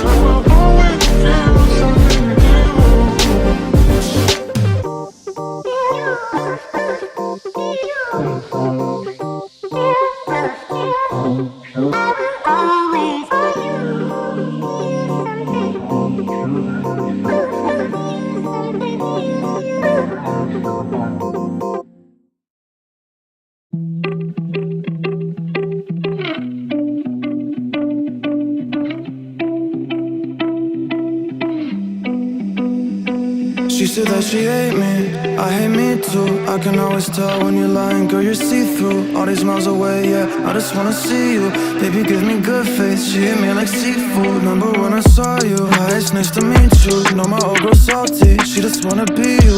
I'm a dog, no Maltese, I don't wanna leave you. Once you're right here, I just don't wanna mistreat you, no. Cause I've been a douchebag before, baby girl, I don't wanna repeat. She just won't please me, she look in my eyes, told me why are you bleeding?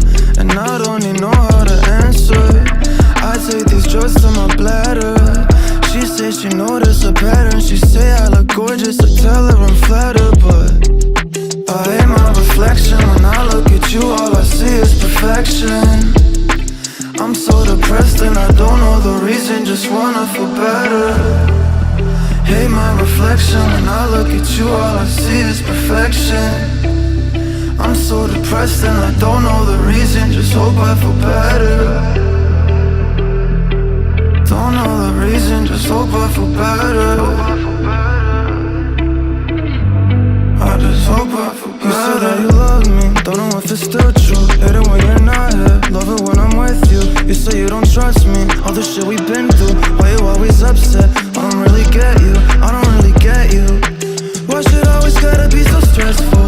Baby, can you tell me why are you so vengeful? I don't understand you, I can't live without you, but I can't fucking stand you. I'm just so obsessed, I should take better care of myself, but fuck it. Blacked out in public, on that like she upset, but I know she love it. I hate my reflection, when I look at you all I see is perfection. I'm so depressed and I don't know the reason, just wanna feel better. Hate my reflection, when I look at you all I see is perfection. I'm so depressed and I don't know the reason, just hope I feel better. Don't know the reason, just hope I feel better. I just hope I feel better.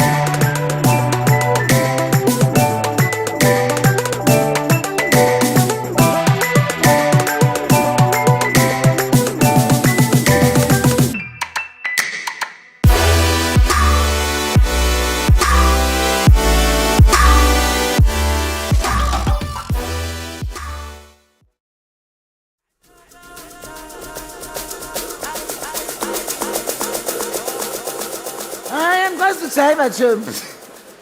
Ndijayiva njenge-tech and innovation. Welcome back, ladies and gentlemen. Are you still there? Are you still there? Thank you. Please make sure to fill in the forms.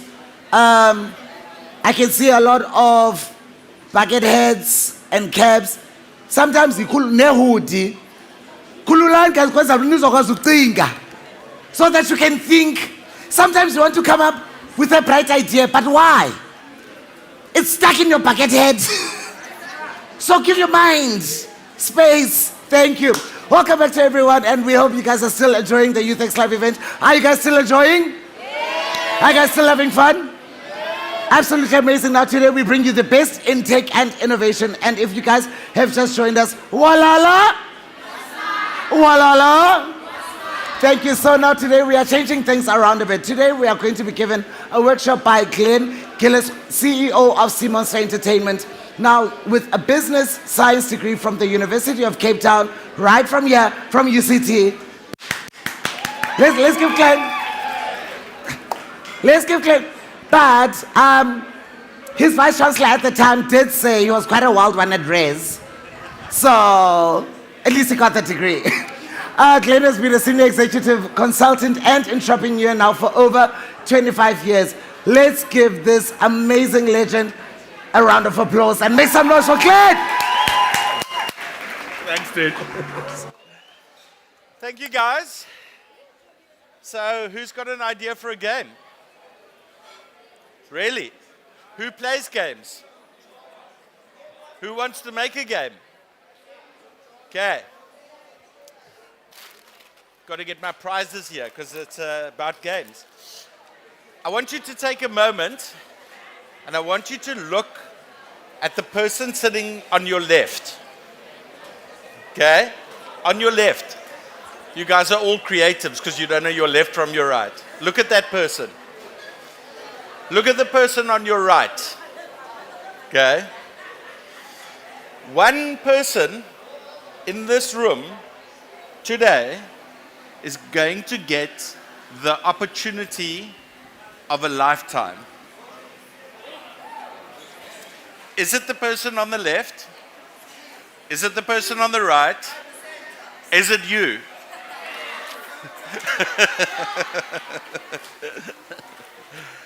Okay, guys, let me get my shit together here. What we're going to be doing today is teaching you what takes a lifetime to do in an hour. But we're doing it together, and you've all got amazing ideas. Maybe some of your ideas are pretty cuck. But hey, you got to start somewhere. Don't worry, we'll work through it together. All right, guys, so I'm Glenn. I am the CEO of this company, Sea Monster. And what we do is we're going to change the world using the power of games. Is that possible? Is that what we want to do? Why? Why do we want to change the world? You can't get more. You've already got one. But guys, we do games that teach you about entrepreneurship. We do games that teach you about the environment. But like, learning is boring. Hey? Isn't it boring? But games are exciting. So can't we do the important thing using the fun thing? Okay, you seem very excited, so you'll get some of those. So yeah, guys, we've been doing this for 10 years. We've got 50 people in the company. It's the only thing we do, and we really believe that games can make your world a better place. And today, you're going to get a chance to tell us about your ideas. We're going to work together. We're going to see what's possible together. Who's heard about the metaverse? Okay, what is the metaverse? Has somebody got a mic for her?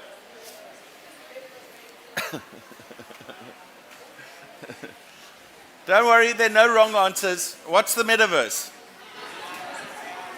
So the metaverse is like a 3D environment, very immersive, very digital, also a a core or leading theme of the metaverse is that users get incentivized. So it's about time we get paid for our personal information. Okay, I'm going to go home and watch the rugby. You can just carry on.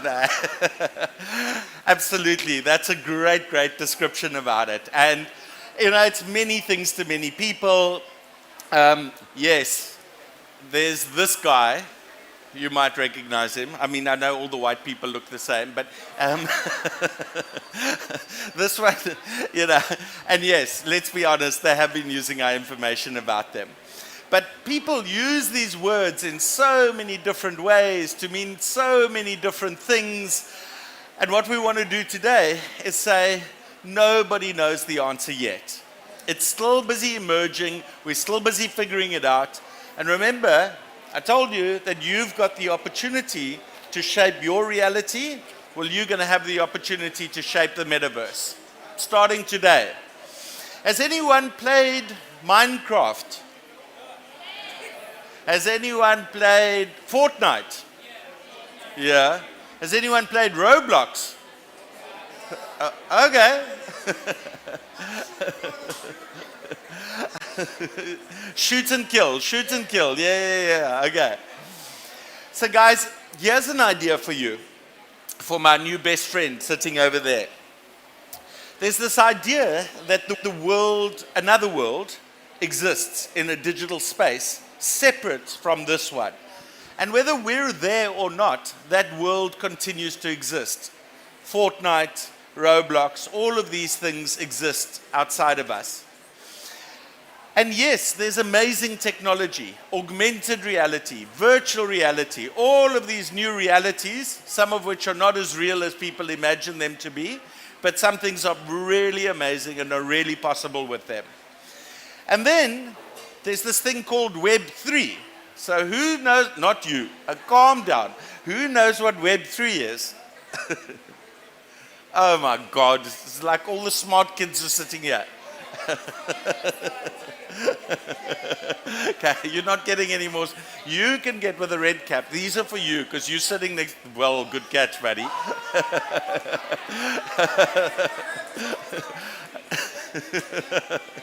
Okay. So I'm not going to spend much time talking to you about Web 3, but it is this incredibly a powerful new way that technology is using to do some of the coolest things in the world. I don't know about you, but this young man's a dancer.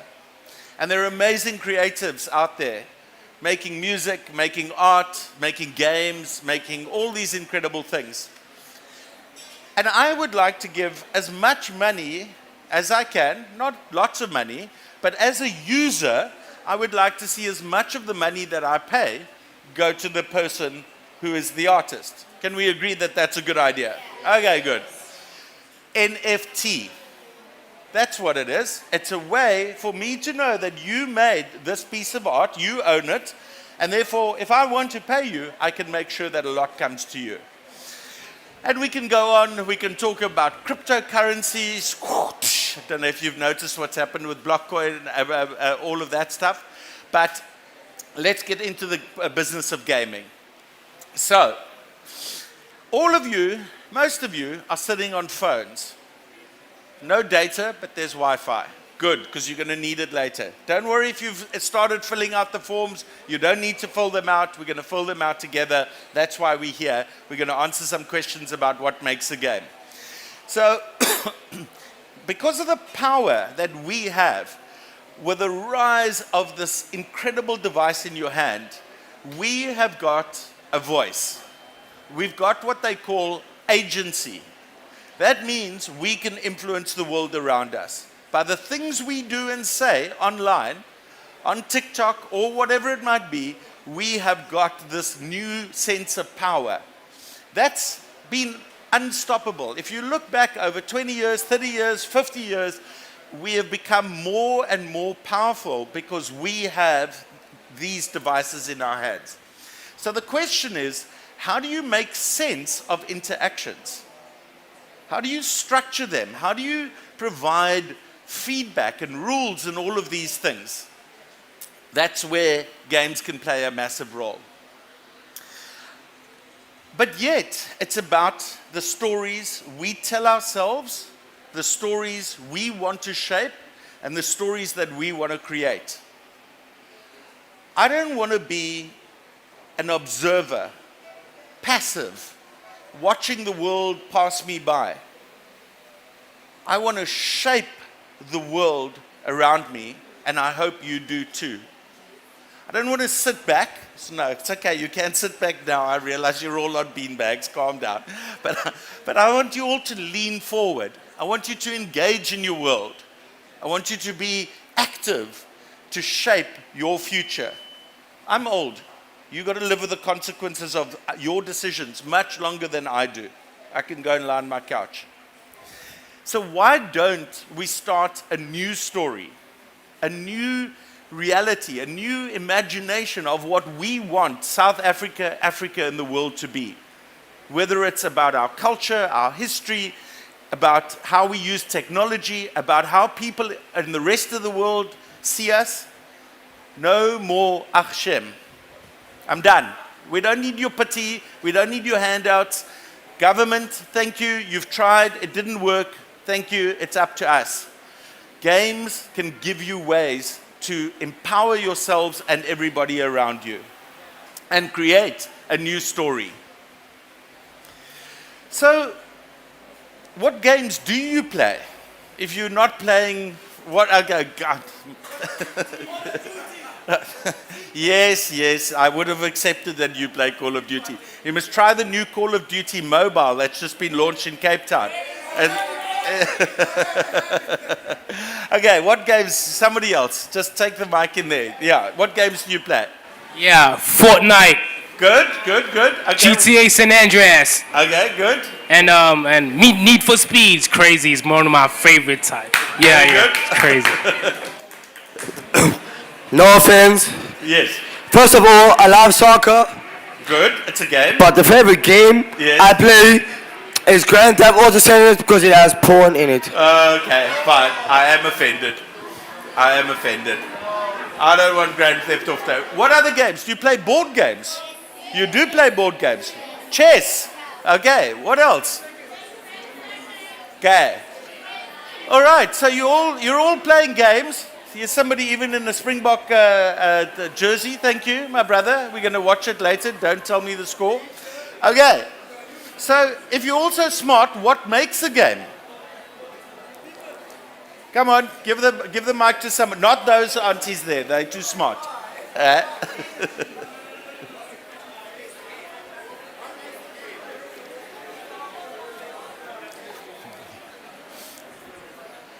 Hello. Oh. Yes. People. Huh? People. People, okay. Pass it around. What else? I was gonna say characters. Characters, yeah. Yes. Pass it around.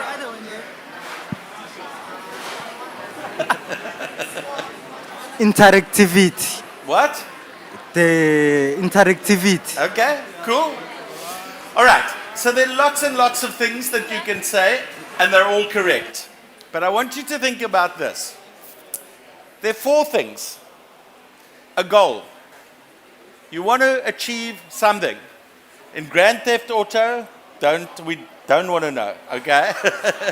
In chess, you want to win. Okay? You all want to win. So you need rules. Because how do you know if you're winning and who's in front and who's behind? Unless there are rules. So that means you need feedback. Okay, in some form. Sometimes you're just looking at the board, you can see it. Sometimes you're getting XP. In Call of Duty, you're getting lots of information about where you are in the game. But the biggest idea is that a game is voluntary. You're not getting paid to play. It seems like a really simple idea, but it's actually massive if you think about it. Yes, of course, there are people who do esports, and we know they are sports people and they get paid to do that, but that's their work. But you don't play chess because you are paid to play it. We can call it fun, we can call it all these kinds of things, but it's actually voluntary. Now, when last did you learn because you wanted to? No, I'm learning for grades. No, my brother, you watch porn on Grand Theft Auto, we're gonna agree, as much as we all like you, that your credibility needs to improve somewhat. Okay, but guys, seriously, think about the power that could come from getting us playing the games we love, learning things, engaging in the world, shaping the world around us. Okay, so here you go. Don't worry yet about the worksheets. We're going to get there in a little while, okay? But you're going to start to think about a game, maybe one that exists, one that you've seen, one that you've been thinking about. And if you haven't, today's a good day to start thinking about it. So let me tell you where this is all going to go. And then we'll go through this once, and then we'll go through it again, and we'll kind of work it through together. So the goal is, what is the player trying to achieve? Simple, super simple. But it's not only about what the player is trying to achieve, because there might be a company behind this. Somebody's got to put money into this thing. I mean, unless you're going to kind of make it out of cardboard and whatever. But then how are you going to get it to the world? So there's another set of people about who pays and who plays. That's a very big idea. Who plays and who pays. So the point that you raised earlier about some social networks that shall remain nameless, Facebook, who have been using the information against us, okay? The answer is, did we think Facebook was free? How did you think it was free? The answer is, we were the commodity. We played, somebody else paid, and that's the answer behind Facebook, okay? So there are lots of different actors, different role players, each with different goals in this. But for this purpose, think about your player, put yourself in their headspace, and what is it that we want them to achieve? And ultimately, we've got to think about a set of rules. And maybe those rules start out super simple. So if you start a game these days, it's really easy. The first level, you just need to do this, you do a few things, and the next thing you know, hey, you don't sit down and you don't read a book about how to play the game. You just start playing. And then gradually, the rules get more and more complicated. Somebody has designed that. Somebody thought about how that happened. What was easy? What was difficult? How do I get the balance right? So that tutorial is usually part of that journey to getting you into the game, and it's about these rules and how they become more and more difficult. If you make them too difficult too quickly, people will just give up. If you make them too easy for too long, people will get bored. So you've got to get the balance right between those two things. Okay. So then what we've got to do is we've got to keep score. Somehow we've got to figure out how we know whether we are making progress to our goals. In chess, you don't really know until the end. Okay. And in cards, many of the games that we will play, whatever it might be, how do you know? You don't. You only know right at the end. The rules give you the feedback, you put your cards down, and you've either won or you lost. But that's okay, because you play lots of little games frequently, you get the idea.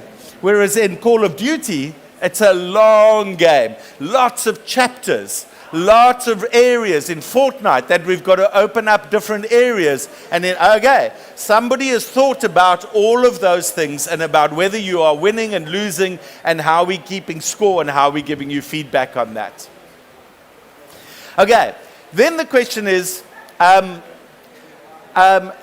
do we know why people will want to play this?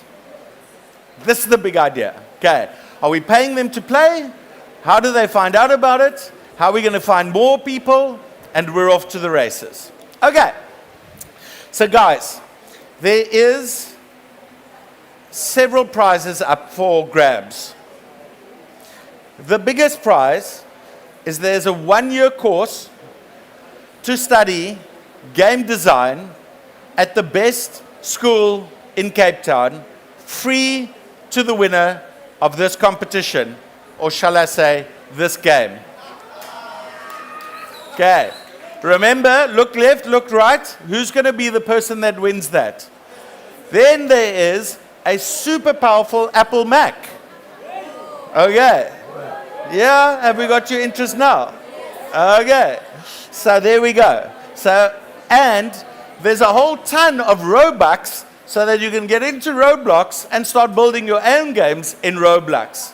So what we're going to do together over the next 40 minutes that we got is we're going to figure out what a game looks like, what to do, and in front of you, you're going to start to see these questions kind of coming up.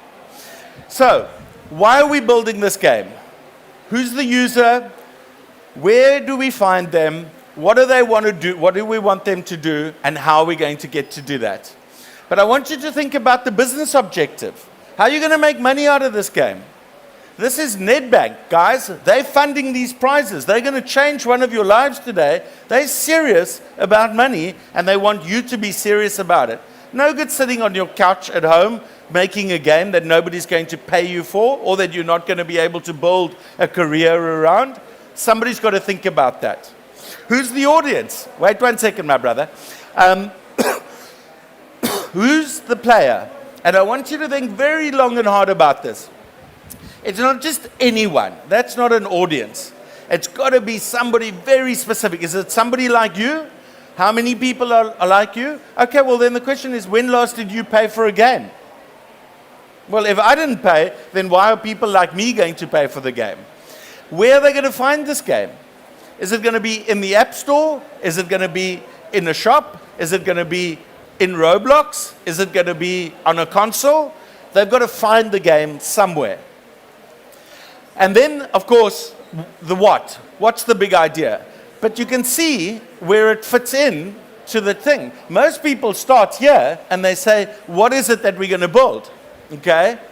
And I'm saying, don't start with that. You really have to answer all of these questions first. And then we're going to figure out, okay, what is this business model? How does it work? Who pays? How do we get money for it? And away we go. Okay.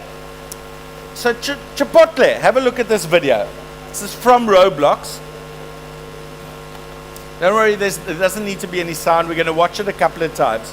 So you know what a burrito is, yeah, right? So this is a game that these guys called Chipotle built in Roblox. Now hang on a second. I'm confused, okay? They sell burritos in the real world. What are they going to sell in Roblox? Digital burritos. Wait, we're going to go through this together. I'm going to pass the mic to you in a second. So think about Spur. Spur is a restaurant. You go in, you sit down, you order your food. Why would they want to make a game? And if they did, what would it be achieving? Wait 1 sec. You're going to go through it together. Okay. Right. Where's the mic? This brother first. Any of these, you can answer. Go for it. Yeah, good. Go for it. Okay, they're trying to get, let's say, they get familiarity with their products, like customers be familiar with their stuff. Brilliant. Absolutely spot on. Cool. So I can learn about your products. I can learn about how they're made. I can find out the backstory so that when I go in there, I'm better informed. Like you are familiar with it, like it's already there in your head. You want to go. Exactly. Even though, you're out there in the world and be like, I want Chipotle now. Spot on. So dude, like in the same way that they would put an ad for Spur on TV, why would they not put an ad in a game? Well, that's a bit weird. I don't want to see your ad popping up. And I mean, yes, you can have the ad as you see between our gameplay. Sometimes people do that. But hey, that's not really telling me about something. Here, they're in our space. They're in our game, and we're learning about it. So absolutely. Product education, awareness, all of these things. There was some hands that shot up here earlier. Where's the mic? There we go. Yeah, go for it. You can answer any of these questions. Oh, okay. To start, to Yes. answer the what would they sell? Yes. On their platform, they can sell real estate because Yeah. I see it's an upcoming thing. Yes. And then to answer those questions, the why. Yes. Is to make more money. That's all businesses' objectives. Okay. Who the audience? It can be the youth, where it can be like digital. Yes. The concept, it can be like monopoly, so like the Yeah. concept. Yeah. And then the how. Yes. And then that's where you implement like e-commerce strategies. Okay, I like it. I think you're all heading in the right direction. Cool. Who else wants to have a go at answering some of these things? Go on. So I would answer the who question, and I think it would be the youth. Yeah. I really feel like the youth are fundamental to everything that businesses do. Good. And the reason that is because we have the highest purchasing power and also the highest power to influence purchasing. So bottom line, youth. And now I'm really going to go home and you're just going to come up here and do this. Well done, exactly. So if you want to build a brand, I mean, when last did you go into a Spur? Okay, so McDonald's, KFC, would I go? How do I know? What makes them different? What makes them interesting? What makes them relevant? There's a word we like to use. Here we go. Here's the answers.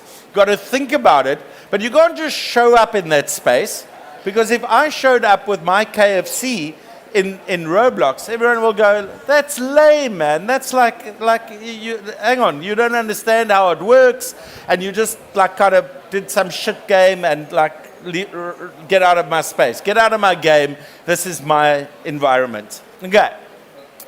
All right, so we're off to the races. We've got time, and here's how it's going to work. So there's a QR code, okay? If you've got your phone with you, you can scan that. It'll take you to a Google form where you will find this same thing online. You're going to need that because on the 30th of November, we are going to close the competition. And then after that, we're going to decide, and whoever wins one of those 3 prizes I mentioned earlier. Okay.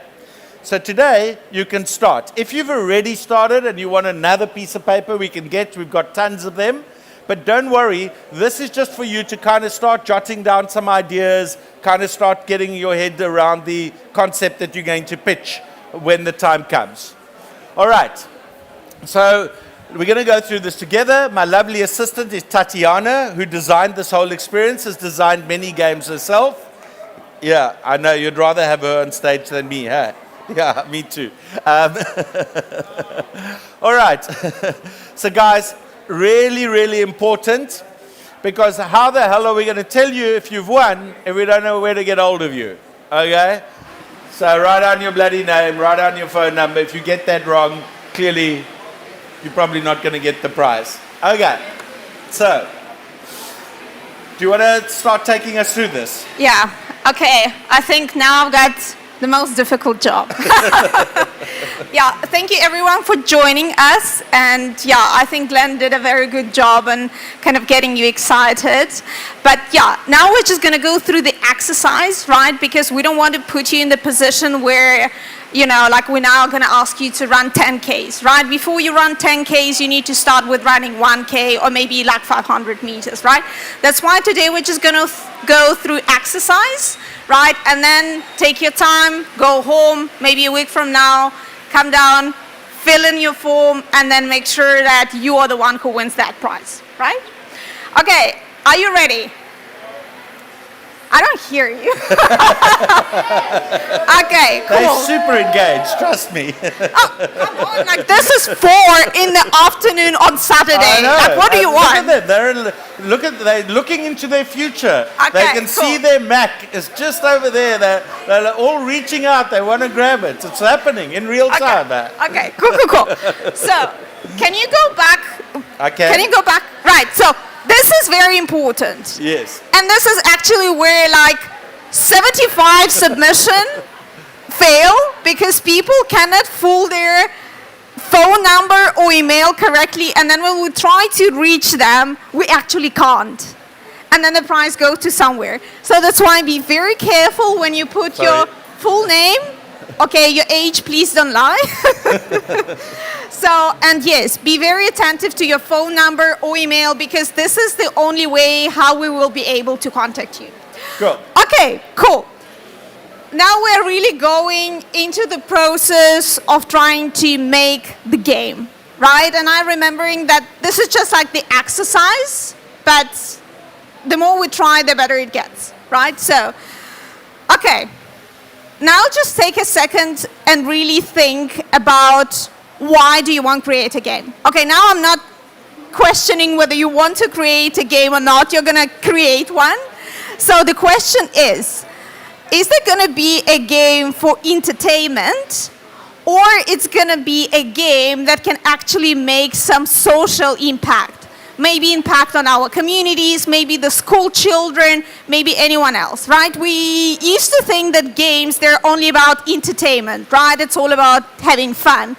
But apparently there are a lot of games that do not only drive the purpose of just pure entertainment. There are games who are created with the purpose of bringing some social good. For example, there are multiple games that, for example, help make the research for cancer so people can be quickly diagnosed, right? Or there are a lot of games for education. I don't know, Glenn, if you want to tell about any of the games that Sea Monster created to help with financial education or... Absolutely. Okay, guys, let's focus. We're going to get through this together. All right. So, who knows about business? Who wants to learn about business? Who wants to learn about marketing? Who wants to learn about the world? Great. That's why you're here. Maybe you should make a game that teaches people about that. That's a clear idea. But remember, it's got to be voluntary, it's got to be fun, it's got to drive a purpose. So just start to write down some ideas. It's okay if this game is for pure fun, just people are going to chill and enjoy it, that's cool. But think about it, there might be a gap in the market for something that has got a purpose, and it might be easier for you to find funding, because somebody's going to have to give you money to build this game, if it's got a purpose as well. Yeah, so in the question number 1, your task is just to tick the box, right? Don't think too hard, just make your decision, whether it's one for the entertainment or the other one for social good. Please don't choose 2, it's going to be too complicated, just choose one. Okay, kind of a very, very easy choice for step 2 as well. Here you just need to decide who's going to be the players, right? Is it going to be young people like you, or maybe like an old person like Glenn? Right, okay. Yeah, like the choice is pretty easy, but once again, keep in mind step 1, right? Because if you said that this is for social good, and let's say we're choosing adults, who is that all about? Is that about teaching Glenn how to prepare for getting older, even though he never wants to, right? Or how do you entertain the people like that? Okay, guys, I want you also, when you're ticking that box, to think about it quite specifically. Think about what's in the head of that person. Like, what kind of person is it? Is it somebody like you, somebody younger, somebody older? Again, right now, you can just make an easy choice, but as you go home and do the work behind this, the more that you can put yourselves in the shoes of that person, the more that you can start to design a game that is going to hit that audience. Because the games that 8-year-olds play are clearly not the same as the ones that 12-year-olds or 20 or 50 or whatever it is. You get the concept. All right, can we move to the next one? Yes.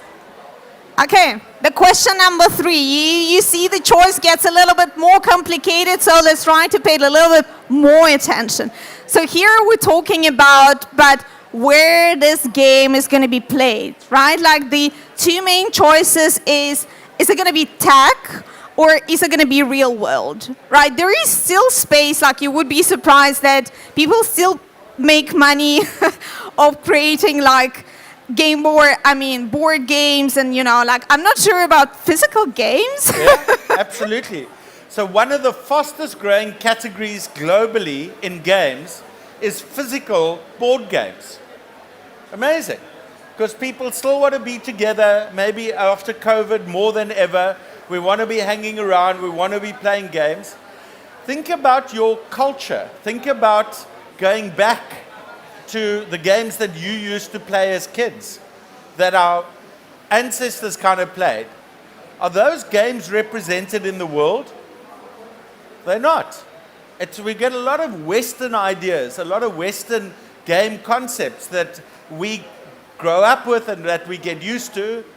But maybe there's something in your culture that you think is interesting and that would be interesting to other people. Remember who your target market is. And whether that's digital or physical. So now you're thinking, okay, screw that. I want to go big. I want to make a VR game. I want to go onto console. I want to do the next Call of Duty. Lots of money, brother. Okay, start small, go big. All right. So I don't want to, rain on your parade or not let you have big dreams. But also think about practically how are we going to make this thing and where does it go? Okay.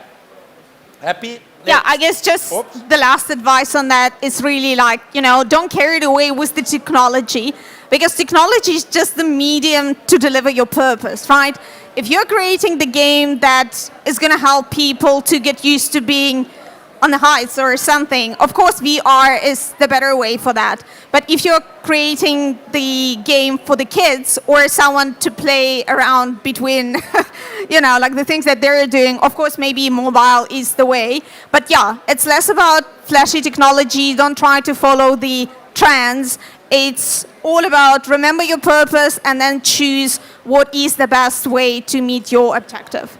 Okay, let's go further. Okay, just before I do that, which is where the real work's going to happen, has everyone got a game board and are they cool? They've got the guys are all helping distribute, so you're all good. If you're writing notes, sweet, you're all good. Okay, Tatiana, what's this all about? Okay, this is the most fun and the most complicated thing at all. This is basically where the magic happens. Whether you're a good game designer or not, this is basically you prove it here. I mean, the rest is probably people like Glenn is helping us to say, okay, this is the framework, but now this is your time to shine, right? And this is basically when we take all of this thing into consideration, what we're trying to achieve, what our audience is trying to achieve, what our audience like, what they don't like, what is the medium, and now so what? What is the game about, right?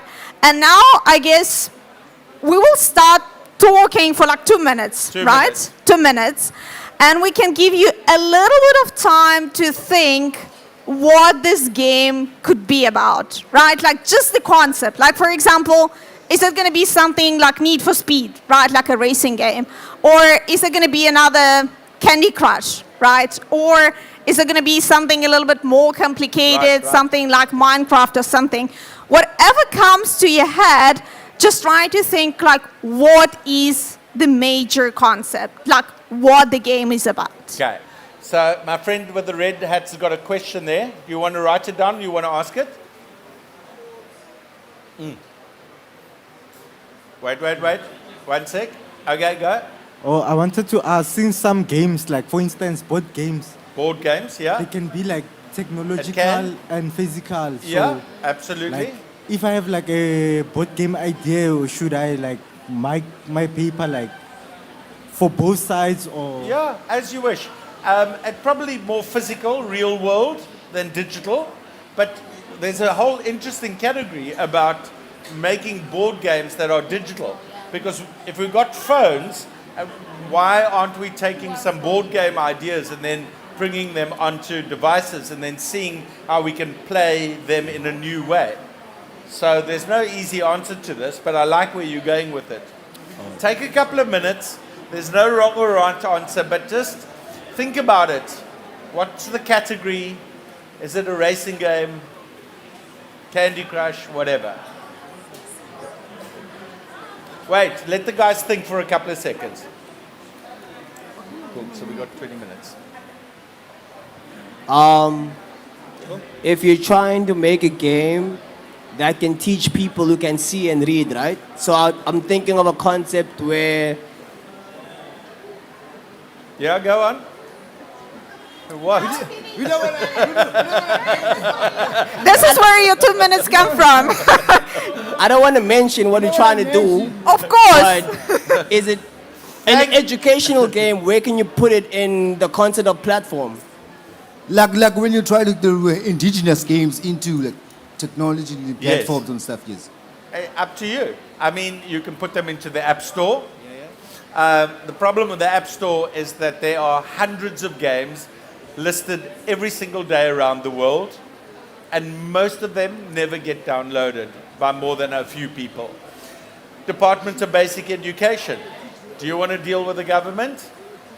Do you want to no. sell it to the parents? Yes, yeah. So where are the parents going to be? See, so keep going with all of those kinds of questions. Okay, that's what Tatiana was saying. Where's your audience? What's in their head? What problem are they trying to solve? And yes, it's for their kids. No, we already have our audience, but we're not sure if they will like try to transform into this kind of platform we're trying to create. No, this is gonna be a challenge for us. Dude, have a good shot at writing it down, and happy to have the conversation with you. Go for it. All right, have you got the beginning of an idea forming? If you don't stress. If you're serious about your life and you want to make a career as in the gaming industry, there are lots of different roles. Being a game designer is only one of them. I've never designed a game in my life. I have no real idea how they do it. I mean, I know enough about this stuff, but go for it. I just wanted to ask, yes, would it be like stealing an idea if you know of a board game, but you know of a way of making it digital and like making it digital and obviously implementing your own twist to it type of thing? So, great question. So there are really no new ideas in the world. I mean, if you think about it, like everything is built on something that came before it. Okay. So the idea is everything is an evolution. It's really important to not try and teach your customers a mechanic feedback that they don't know. Because like, you know, if you start a game and I'm like, hang on, I've got to explain this and it works like this and the controller and the this, people were like, whoa, dude, it's like too complicated and I get out. So it's a very good idea to base it on something that people are already familiar with and then kind of try and evolve it. Absolutely, that's a great idea. However, there are some very badass people out there, and those people are called lawyers. And if what you do is you genuinely steal other people's intellectual property, they're going to come after you, and that's going to end in tears. So the idea is you want it to be new, not too new that people don't get it, but new enough that the lawyers don't come and you get it. Evolving ideas is a good thing. And when you do this in the real world, it goes through multiple stages. This process can go on 6, 8, 20 times until you really get to something. That's where prototypes come in. Build it, play it, see if it works, tear it up, start again. You know, it's dirty learning, man. You don't learn this stuff in a textbook. It's like real world rough and tumble. Can we move on? Yes. Okay. So, yeah, I would definitely agree with Glenn that the hardest job of game designing is probably to go with this process again and again and again. It's really like being an athlete or like trying to get ready for like Olympic Games or something, right? So like your first idea is like your best friend and your worst enemy because you kind of can't get rid of that, but also it's not the best thing to just like grab your first idea. It's just like go ideate on that. Okay, so going back to what we have here. And I guess at the beginning, Glenn very quickly covered, but I think to a very good extent of like, these are 4 main components of the game, right? And once again, we're going to give you a little bit of time to think about this. But just to remind you, when we talk about the goal, this is not really the purpose of the goal itself, but now we're talking about the goal that is for the player. Like, what is the player trying to achieve by playing this game? Is he going to come first, or is he going to prove to the rest of the people that he's the best? Or if you're playing a quiz game, that you are the smartest, or you are the fastest, or you can beat your friends, whatever it is. So like, what is your goal? Sometimes the goal is just to have fun. This is also fine. It doesn't have to be super sophisticated. Sometimes if you create social games, of course, the goal is to learn something. For example, if now I get into, I don't know, some sort of a investment game, and at the end of the game, I actually will be able to understand how to do those stocks and all those things, so and eventually get rich. Like, why not to play this game? So now really think about, not like about the game from your point of view, like, okay, I'm the one designing, but think about that person. What is he trying to achieve, right? Or is she trying to achieve? Because ladies also play a lot.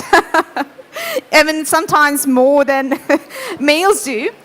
Okay, yeah, so put yourself in the shoes of your potential player and think what they're trying to achieve by playing this game.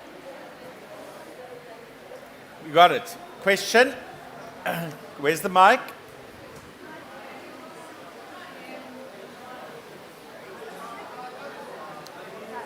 Carry on writing. We'll get you a mic in a sec. Where's the mic? Sorry. The lady with the mic. But you're rocking, motherfucker. Thank you so much, You're rocking. Omega. You fucking rocking. Thank you. Who thought? Right? No, but I'm going to say what I want. I'm going to say. 19 years experience taught What? me, Yeah. if you beat around the Whoa, bush, whoa, whoa, whoa, guys. because Chill. very direct. Okay. It's not working. So working. Can everybody hear him? We can. Okay.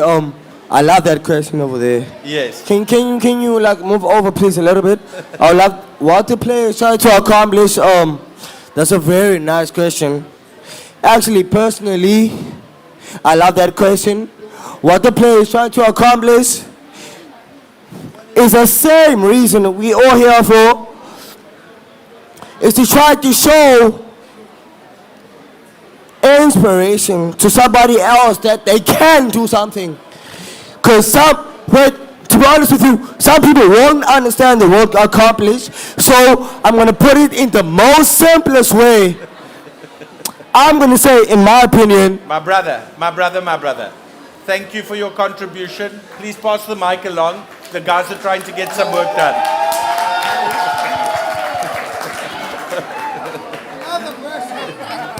Thank you. All right. Okay. Let's get going. Thank you. Okay.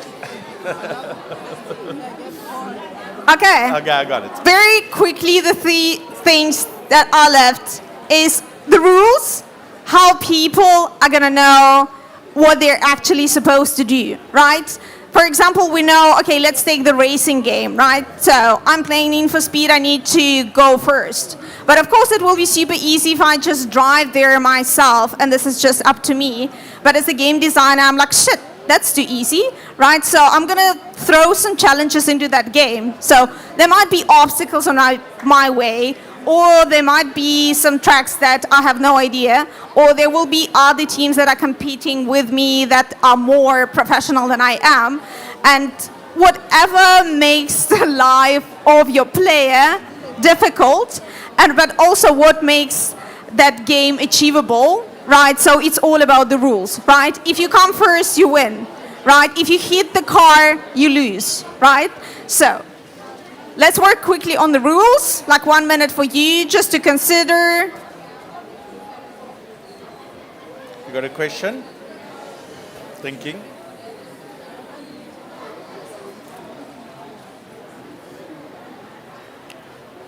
Okay, I see the thought process. Okay, while the people are still finishing, I think I will quickly go on the feedback, because I guess this is really important thing. Like, there is nothing worse than you're going on a website or something and then you're clicking and it's not responding. You're like, hello, like what's happening? So we don't want to put our players into the same situation. So we want to make sure when they play, we give them the right feedback. Am I doing good thing or am I doing bad thing, right? How do I know that I'm losing or how do I know that I'm winning?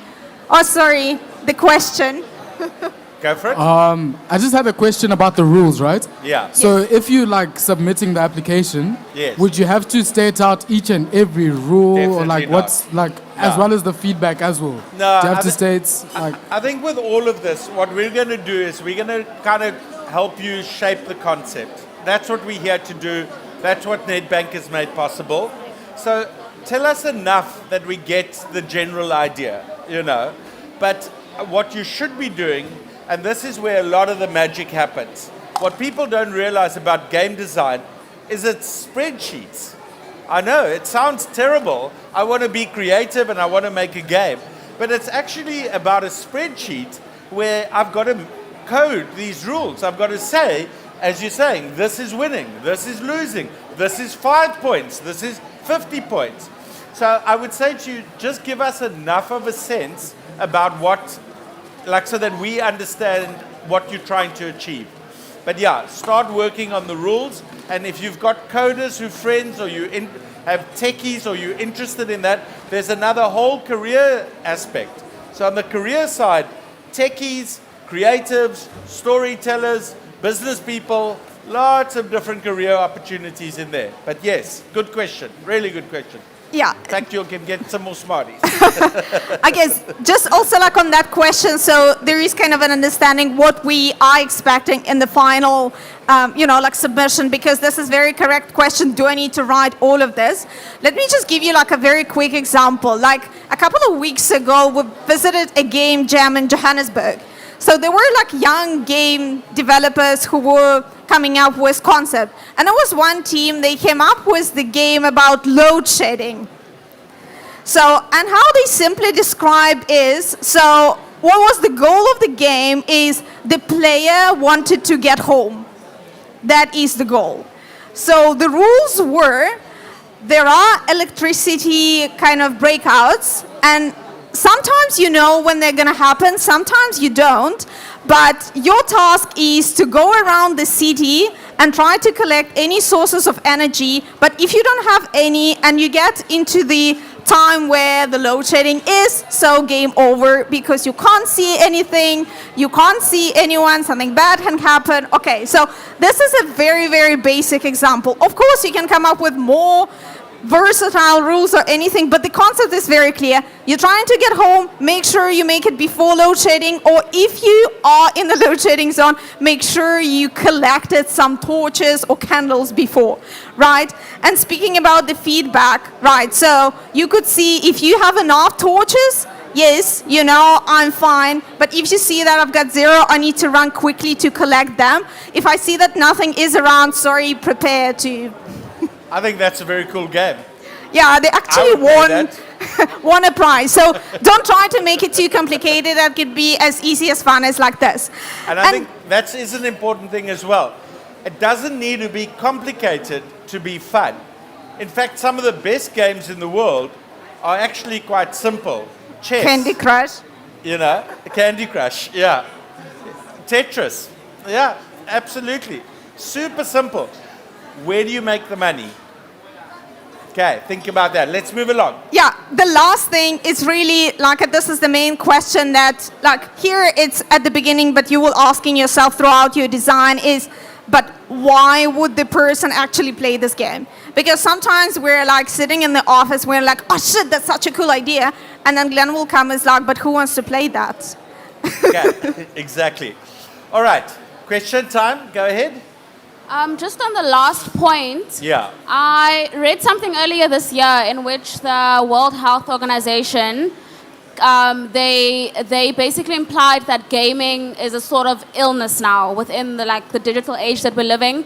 So how do we find that balance in attracting players and also not taking up all of their time? Technology is neither good or bad. It's what you do with the technology that matters. So those same people at the WHO who wrote that report spend their whole day on Facebook, on TikTok, on whatever it might be. So what's the disease here? Guys, we're all desperately wanting to be connected to other people. We want meaning, we want purpose. And if games are a powerful way to give us that connection, to give us that purpose, yes, we will go there. But you know, all the things I like are bad for me. I don't know about you, okay?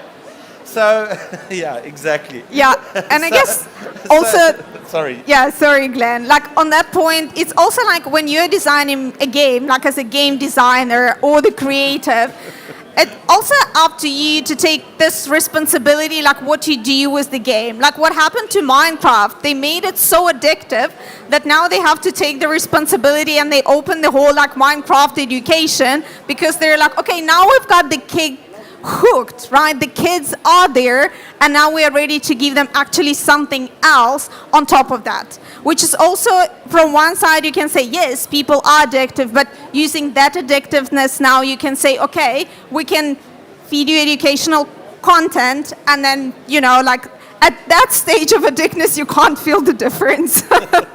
All right, let's move on. We're almost done. Out Yes, of time. yes. And the last, I'm going to give this question to Glenn because this is his favorite question of, but how do you make money out of that? I still have no idea after 11 years. But yeah, well, like we were chatting about earlier, think about, have you ever paid for a game? Have you paid on console? Okay, have you ever played for a game on your phone? Okay, okay, okay, I'm liking it. Tell all your friends. Okay, that's great. That's exactly what we want. So yeah, and you'll see if you just Google this, guys, there are 4 or 5 basic ways that people make games. The first one, give it away for free, build a community around that, and then do things with that community. The second one, give it away for free, and then keep finding ways to upsell. It's called freemium to premium. Subscription, that's what you really, really want, like DSTV or Vodacom. Very tricky to get right. But when you get it and somebody's paying you every month, hey man, that's really the holy grail. Or finding a business partner, finding somebody from the WHO to fund this. They've got lots of money to deal with these things. Hello, my hero. How's it? What are you doing here? It's like a Romeo and Juliet moment. Okay, it's so nice to see you. All right, so guys, do the research. Question? Wait. Let's see for the others as well. Say now your game includes certain institutions Yes. that work with the government. Yes. Can they fund your game? Yes. Will they? If you ask them nicely. Well, yeah, it's not in. That's how Sea Monster works. Yeah. We work with big corporates. We don't work. So you guys can fund my shit? Huh? You guys can fund my game? No. Probably. No. Because we just don't have the money to be able to make that work. You need distributors, sometimes distributors. So the guys right at the end, they often fund, but they'll take a lot of that money because they're going to put the majority of the investment in. Thank you, sir. So yeah, there's a whole ecosystem around that. Check out a company called Carry First. They're an amazing, amazing company, and they're trying to solve the problem in Africa of how to get games out there, how to get them paid. And sometimes they carry first. All right, and so the last thing to do, there's a question? Yeah, I just wanted to ask about the how do you sustain your game? Yes. You see now with the funding, right? Yes. You can't, like how would that work in terms of sustainability? Because you can't have someone just constantly pumping your game with money and they're not getting anything out of it. So how is the best question of the day. Seriously. Can I get another Smarties? Got another pack here.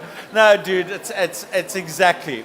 And that's the problem with a lot of games that are done pure for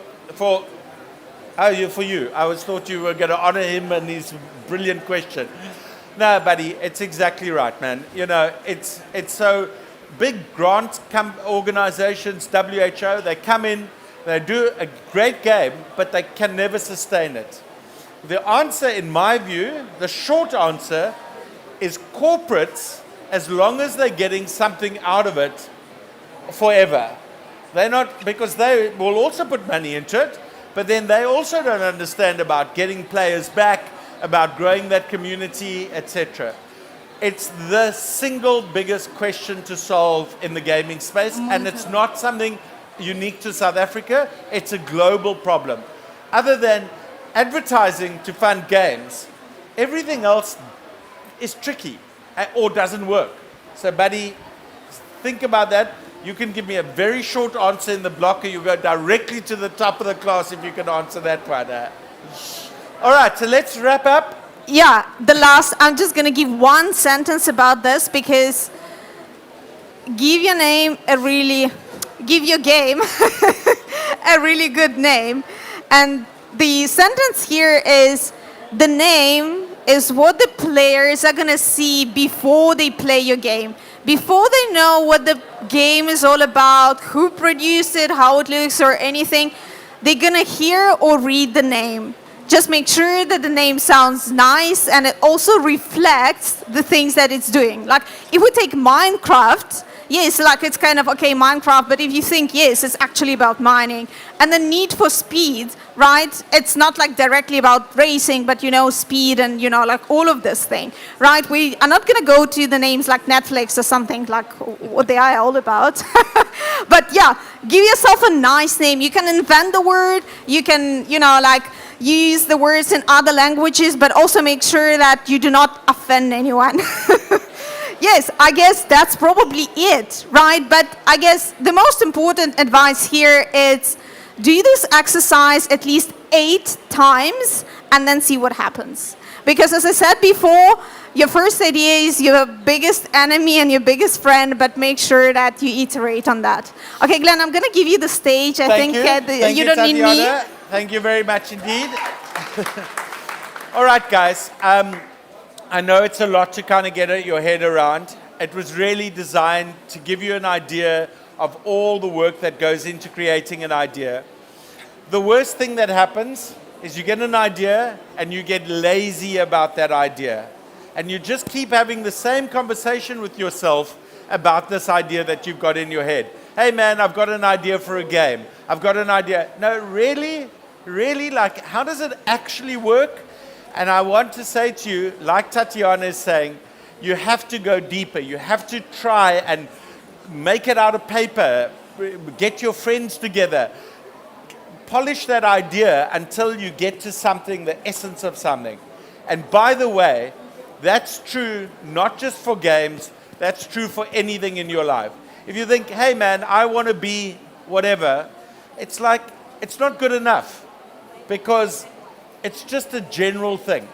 What does that actually mean? What are the different ways that I can get into that industry?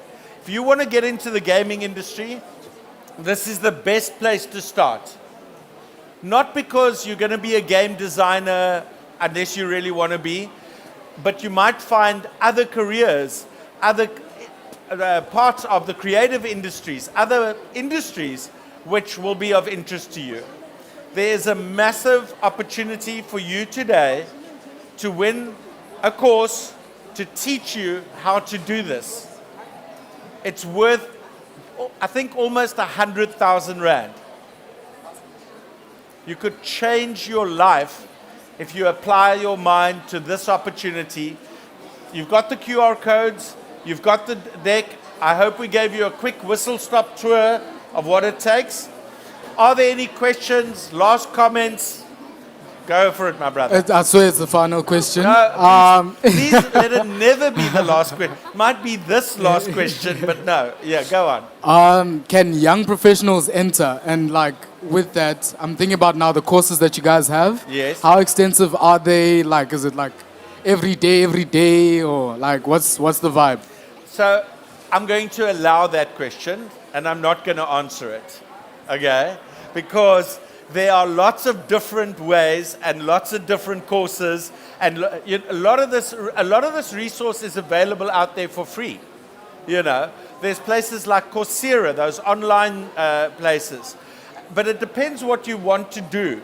You know, one thing to do is try and get a general understanding of all the different career opportunities and start with that. And then say, okay, I think I'm very interested in the business of gaming or the technology or the, you know, and then do more and do more. And these days, it's all bite-sized. And then you get opportunities to go into a structured learning environment like the one which is going to be offered up for today. But yeah, it's not, in the old days it was like this. Nowadays we know it's like this. So just keep looking, keep exploring, keep asking, and yeah, you're good to go. Guys, I hope that was useful. Thank you very much for your time. I've loved talking to you guys. I love your... There are amazing ideas, amazing people out here, and I hope that you see that games can change the world. Thank you to YouthX, thank you to Nedbank. Take this opportunity. Goodbye. I'm going to lie on my couch. Goodbye.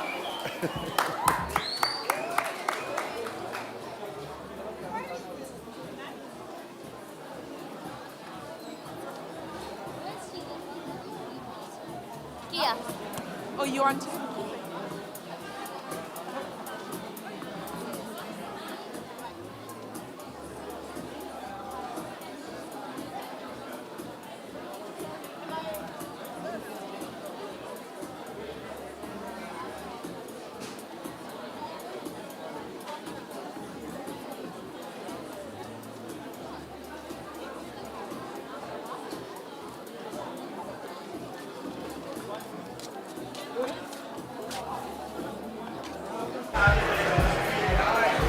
Abathethi.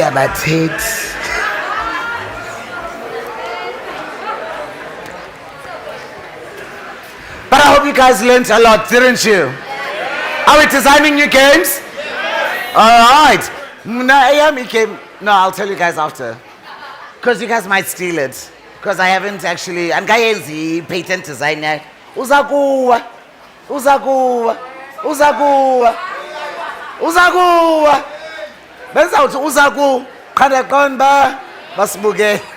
Guys, we have now reached the last part of our show where the power panel discussion is going to come on stage. You get to ask them questions now. You guys have also been submitting questions on the portal, online, and I'm sure there's something that you guys have written down in terms of getting, to know them as well. But I'm just going to ask for some quiet.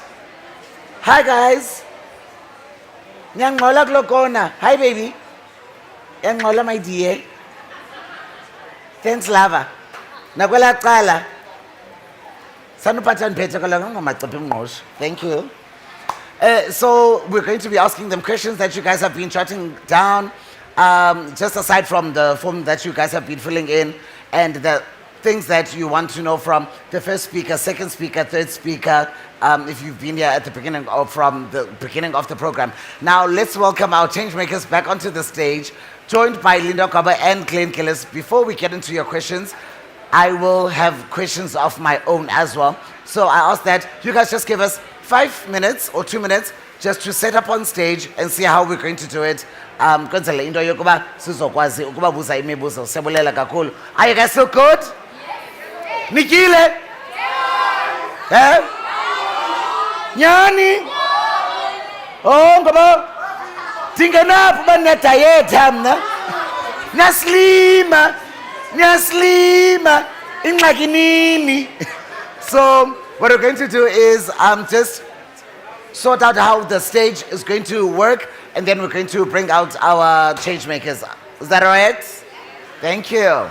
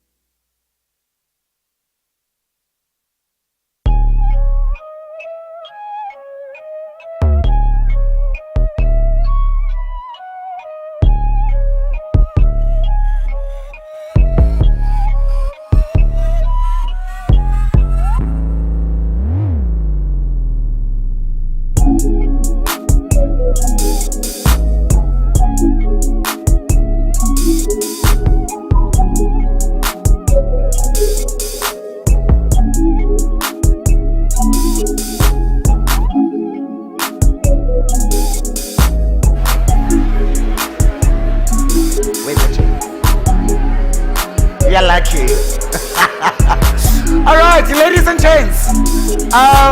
Now for the final part of it, I know e-concentration spends there too. But this is literally the last part of it. So I'm going to ask you guys to give a round of applause for our Changemakers and Glenn. Thank you so much. You're a way maker, a game maker.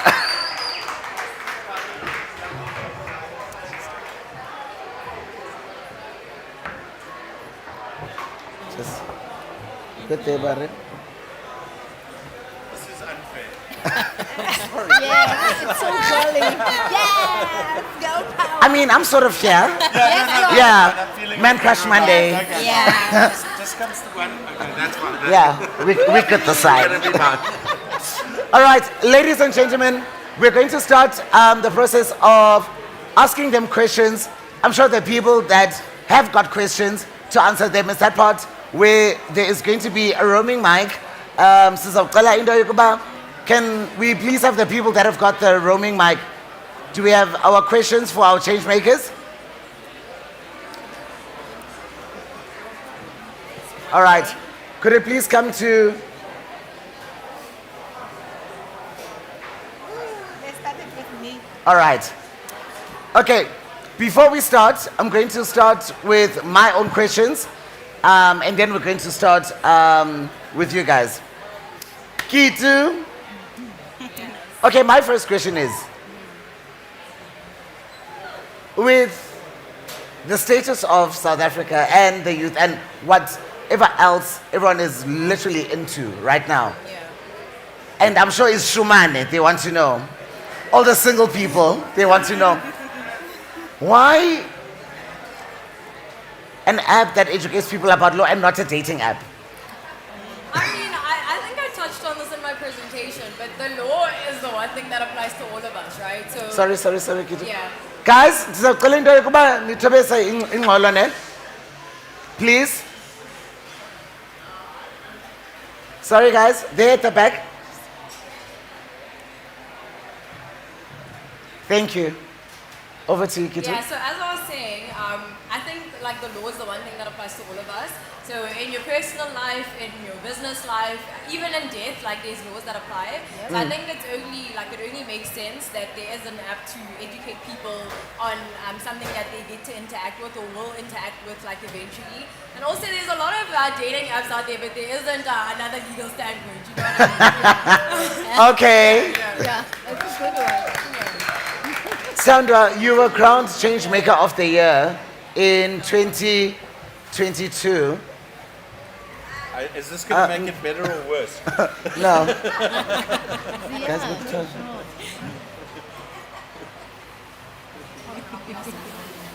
Thank you. Keitu, you were crowned Changemaker of the Year last year, right? Well, how has your journey been thus far, and where has it taken you? Yeah, the journey has been really amazing. So when I entered Legal Standpoint last year, we were literally just wrapping up our app design phase. So literally right at the beginning of our journey, and then Nedbank YouthX came along. And so we've been able to use those funds to actually get the app on all 3 major app stores now, and get the traction that we've gotten. So I think it's just been instrumental in getting us started. So I'd say it was like the launch pad of Legal Standpoint. Absolutely amazing. Duck my dog. Yes, babes. She doesn't have alcophilics, guys. Different kind of doctor. Don't try to faint. She's just going to look at you and be like, call a doctor, and you're like, Aibo.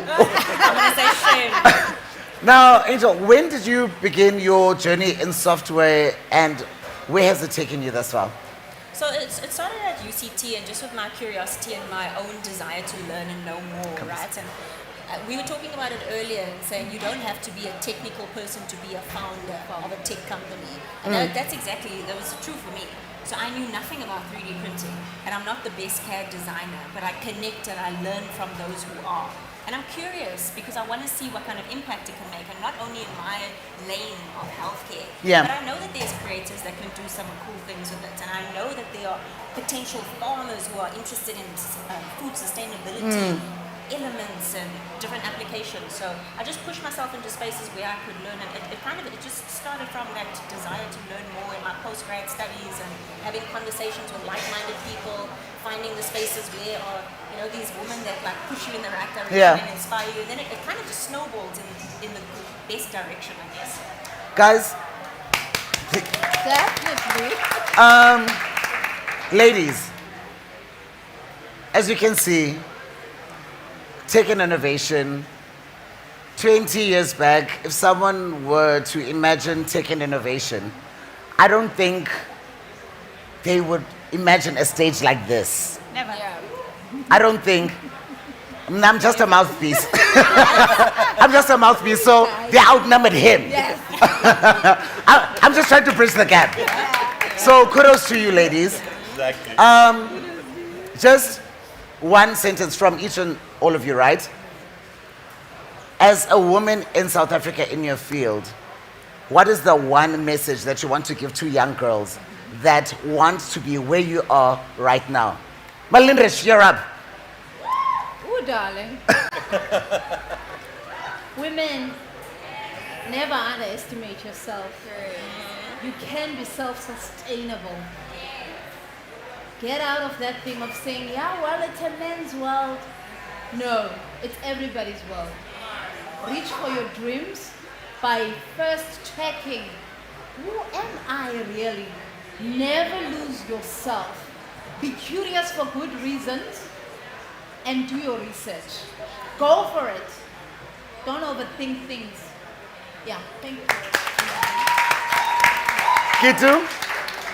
I just say visibility is really important. So I think the more of us go into the space, the better. And I think if we're wanting to move into a world where we're saying the tech field isn't just white male dominated, then it's so important that right now, if you are like a person wanting to get into tech and you have an idea that's tech enabled, that you go for it, so that it becomes a stereotype that tech can be a black woman-led sector. So yeah, just go for it and like join so there's more of us and there's increased visibility. Yep. Baratang? Yo. What do you say after that? What do you say after that? Kila meleyo. So I think for me is don't listen to the naysayers. You are okay the way you are. There's no one who's going to define who you should be and how you should do it. The naysayers will always be there. You know what, if I listen to people that are not tall, I'm short, I'm what, I'm fat, I would be crazy. So I focused on what I wanted, and the naysayers, I kept them behind, except the feedback. So guys, there is a difference. There are naysayers and the feedback people. Not that your opinions are not valid, but I know, man. Charisse? I would say take up space. That's so important. To be visible, it means you must be in that space. You must make sure that you are part of the audience and you put your hand up. Don't be shy. Don't say, oh, my friend is going to ask the question. It's okay. Someone will ask the question if it's not me. Put up your hand and take up that space. Don't be shy and don't wait for the opportunities to come to you. Go and find those opportunities. Create them. So just if the conversation isn't coming to you, start the conversation. Thank you so much, Am ladies. I allowed to comment on that? No, Glenn. Why? Because it's going to take an hour. It's not going to take an hour. Please. I'm going to say, if white men got us to now, we only have a much better, more exciting, more inclusive, more, a better place. Not an hour. Okay, guys, we love Glenn now. Glenn, how is South Africa doing compared to, other countries and other continents in terms of game development? Listen, I mean, we've got lots of advantages in South Africa, as we know. We have lots of challenges. We have all of Africa's challenges, but we also have all of Africa's opportunities. And I think, just to pick up on the theme that you're saying, we can choose to see these obstacles, we can choose to be defined by how people see us, or we can say, screw that, we're not going to wait for anybody, not government, not the, Europe, not American, none of those guys. We have what we need to make South Africa into a really amazing place. And thank you. My fan club there. Yeah, they cost a bloody fortune. You've got to rent them by the hour. Rent a crowd, thank you. Thank you. You pay them in Smarties. No, but seriously, as far as games are concerned, I think that, there's the traditional entertainment industry and games as we see it. But there's this suddenly the world is seeing games as so much more than just, Candy Crush. And so I think South Africa is incredibly well positioned to solve some of the challenges we were talking about earlier, to see how corporates are going to get into the game space. Why are there no big corporates putting big money into games as the future of their marketing? Maybe they are. Watch this space and go and have this conversation with them, because they're also looking for answers. Yeah. So I think South Africa, as far as gaming is concerned, same as with technology, we're at the right time in the right place. It's difficult, but it's definitely not impossible.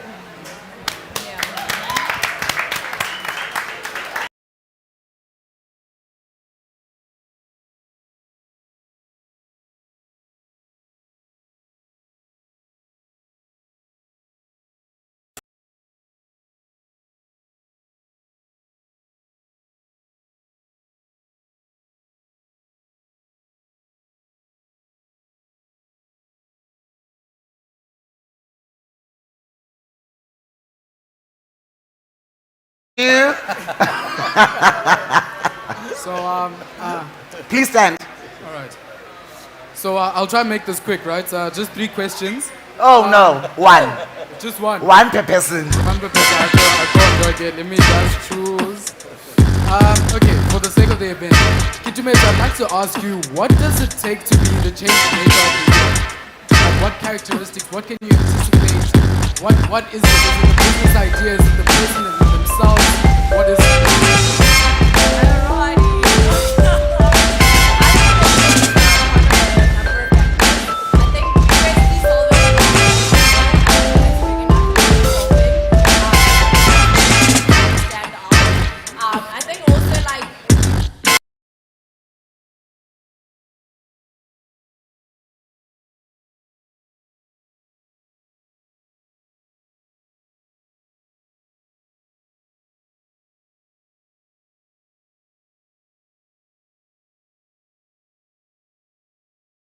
A lot of people experiencing it, then that's a good foundation for whether or not you can go into entrepreneurship and turn it into a business. Awesome.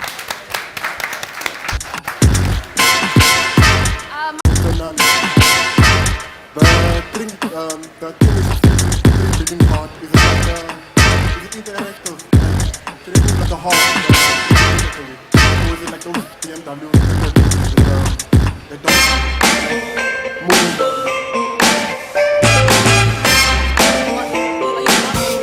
How does it move? 3D printer thingy. Is it working like a heart, like actual heart? The thing that's a 3D like a pacemaker. Yeah? Not a pacemaker. The thing that we were 3D printing, how does it move? Yeah. So there, what I showed you there was the curing stage, the setting stage. So it had already technically been 3D printed. So the devices, the equipment that we use are Formlabs 3D printers, and it literally it creates the object. So I remember I was telling you like layer by layer, slice by slice, until you've got the complete loaf of bread. That's like the traditional 3D printing. With healthcare 3D printing, you need like a biocompatible and slightly more sterile environment. So we use a biocompatible tank of resin, and laser light actually creates that 3D object, and the robotic arm will take that object out. What So I'm asking that's the is process. okay, if you 3D printed the heart, is it going to if it's aorta, you want to replace an aorta of the heart, right? Can that, like what you 3D printed, can it actually be implemented into somebody's body? Like that, and if let's say my aorta is damaged, can they take my aorta and then take a 3D printed plastic and then put it there? So will it work the same like the body, or will there be something different?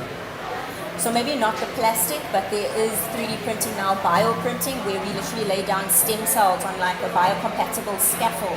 So if you think of like a tree has branches, so there will be a 3D printing biocompatible scaffold, which will be the branches. The stem cells will be on those branches, and then the tree will form.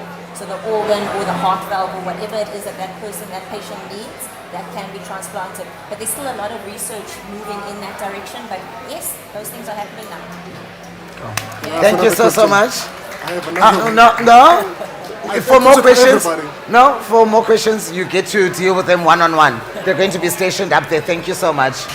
All right, please pass to the next person.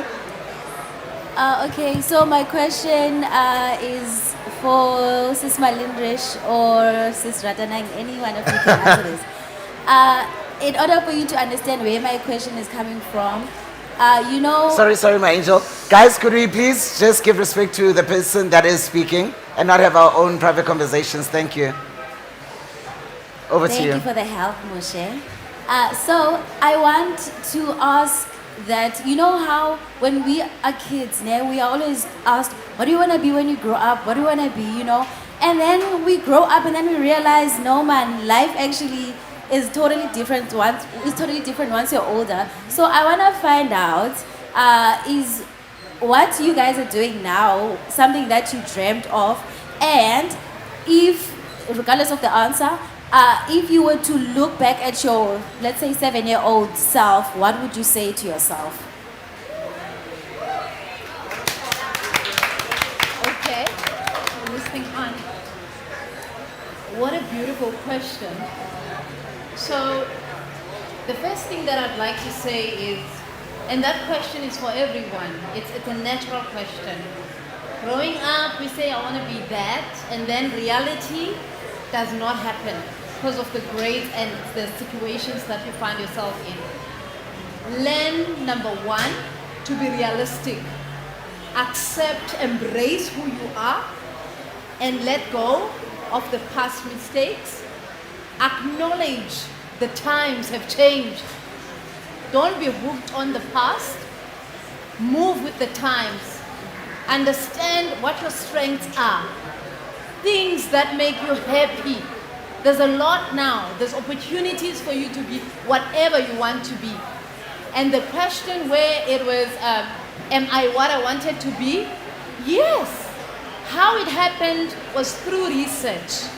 Job shadowing helped me to become the bank manager that I am today. Yes! I went to the bank and I asked the bank manager that allowed me to go and do job shadowing. It's never too late to go and get the actual practical example of how is it going here? Is there money in this thing? Will I enjoy it? Is there growth prospects for me?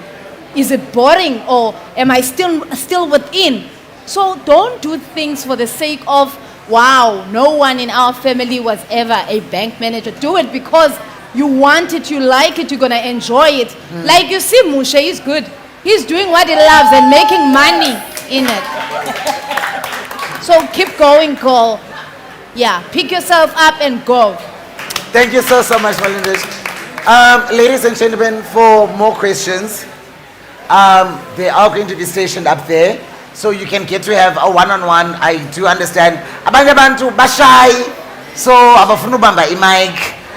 So it is going to be. Don't ask me questions. You should have told me you're not going to ask me questions. Oh, no, I said face. Baratang, how many men? That's a move. So, ladies and gents, for more questions, please, I implore you to ask them more questions on a direct basis, and there it's going to be able to be more of a conversation and not a one question. They are still around for the next, let's say, 30 minutes. So please do make use of that opportunity to ask them questions. Thank you so much to our Changemakers and Glenn, the game maker. Thank you, guys.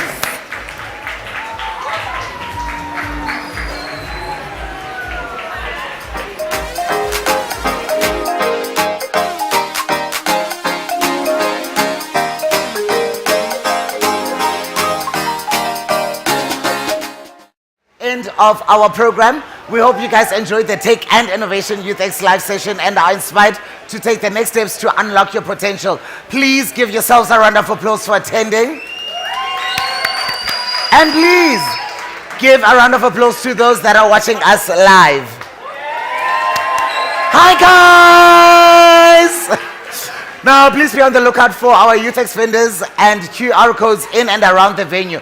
Also guys, another thing, for you guys to open an account, you don't need to have your ID. You literally just need to know your ID number. And then there are people that are sitting right there that are able to help you to open an account. Remember, you are eligible to win awesome prizes. Also remember to scan the QR codes and share your thoughts with us today regarding your experience. Now, finally, and last but not least, to our media partners, we have set up interview stations, which are going to be most probably that side, where you are welcome to conduct interviews with our changemakers. It's been a pleasure hosting you. A big thank you to Nedbank, our partners, our partners and changemakers for this insightful and inspirational event. Shout out to our wonderful audience, which is you. I love you! I love you! Now we get to have one more performance. She's a young artist shaping the future of South Africa's hip-hop scene. Please welcome D. Kawula! And also, my name is Mushendigi Bekumnandu Banani Apekapa. I love you a long time. Mwah. Wait, hold up. D, hold up. How's everybody doing? You guys good? I can't feel you, man. You guys need to stand up. Everyone, the beanbag. Can someone please help me get the beanbags at the back out? Because we need to stand up.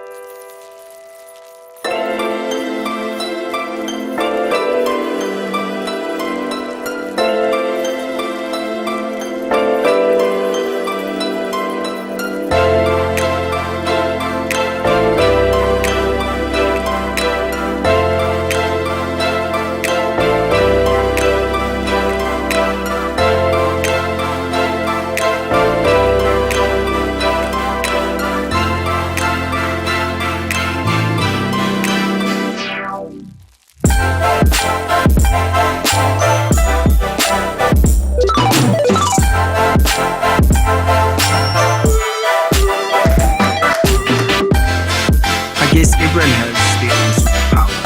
I create because I feel like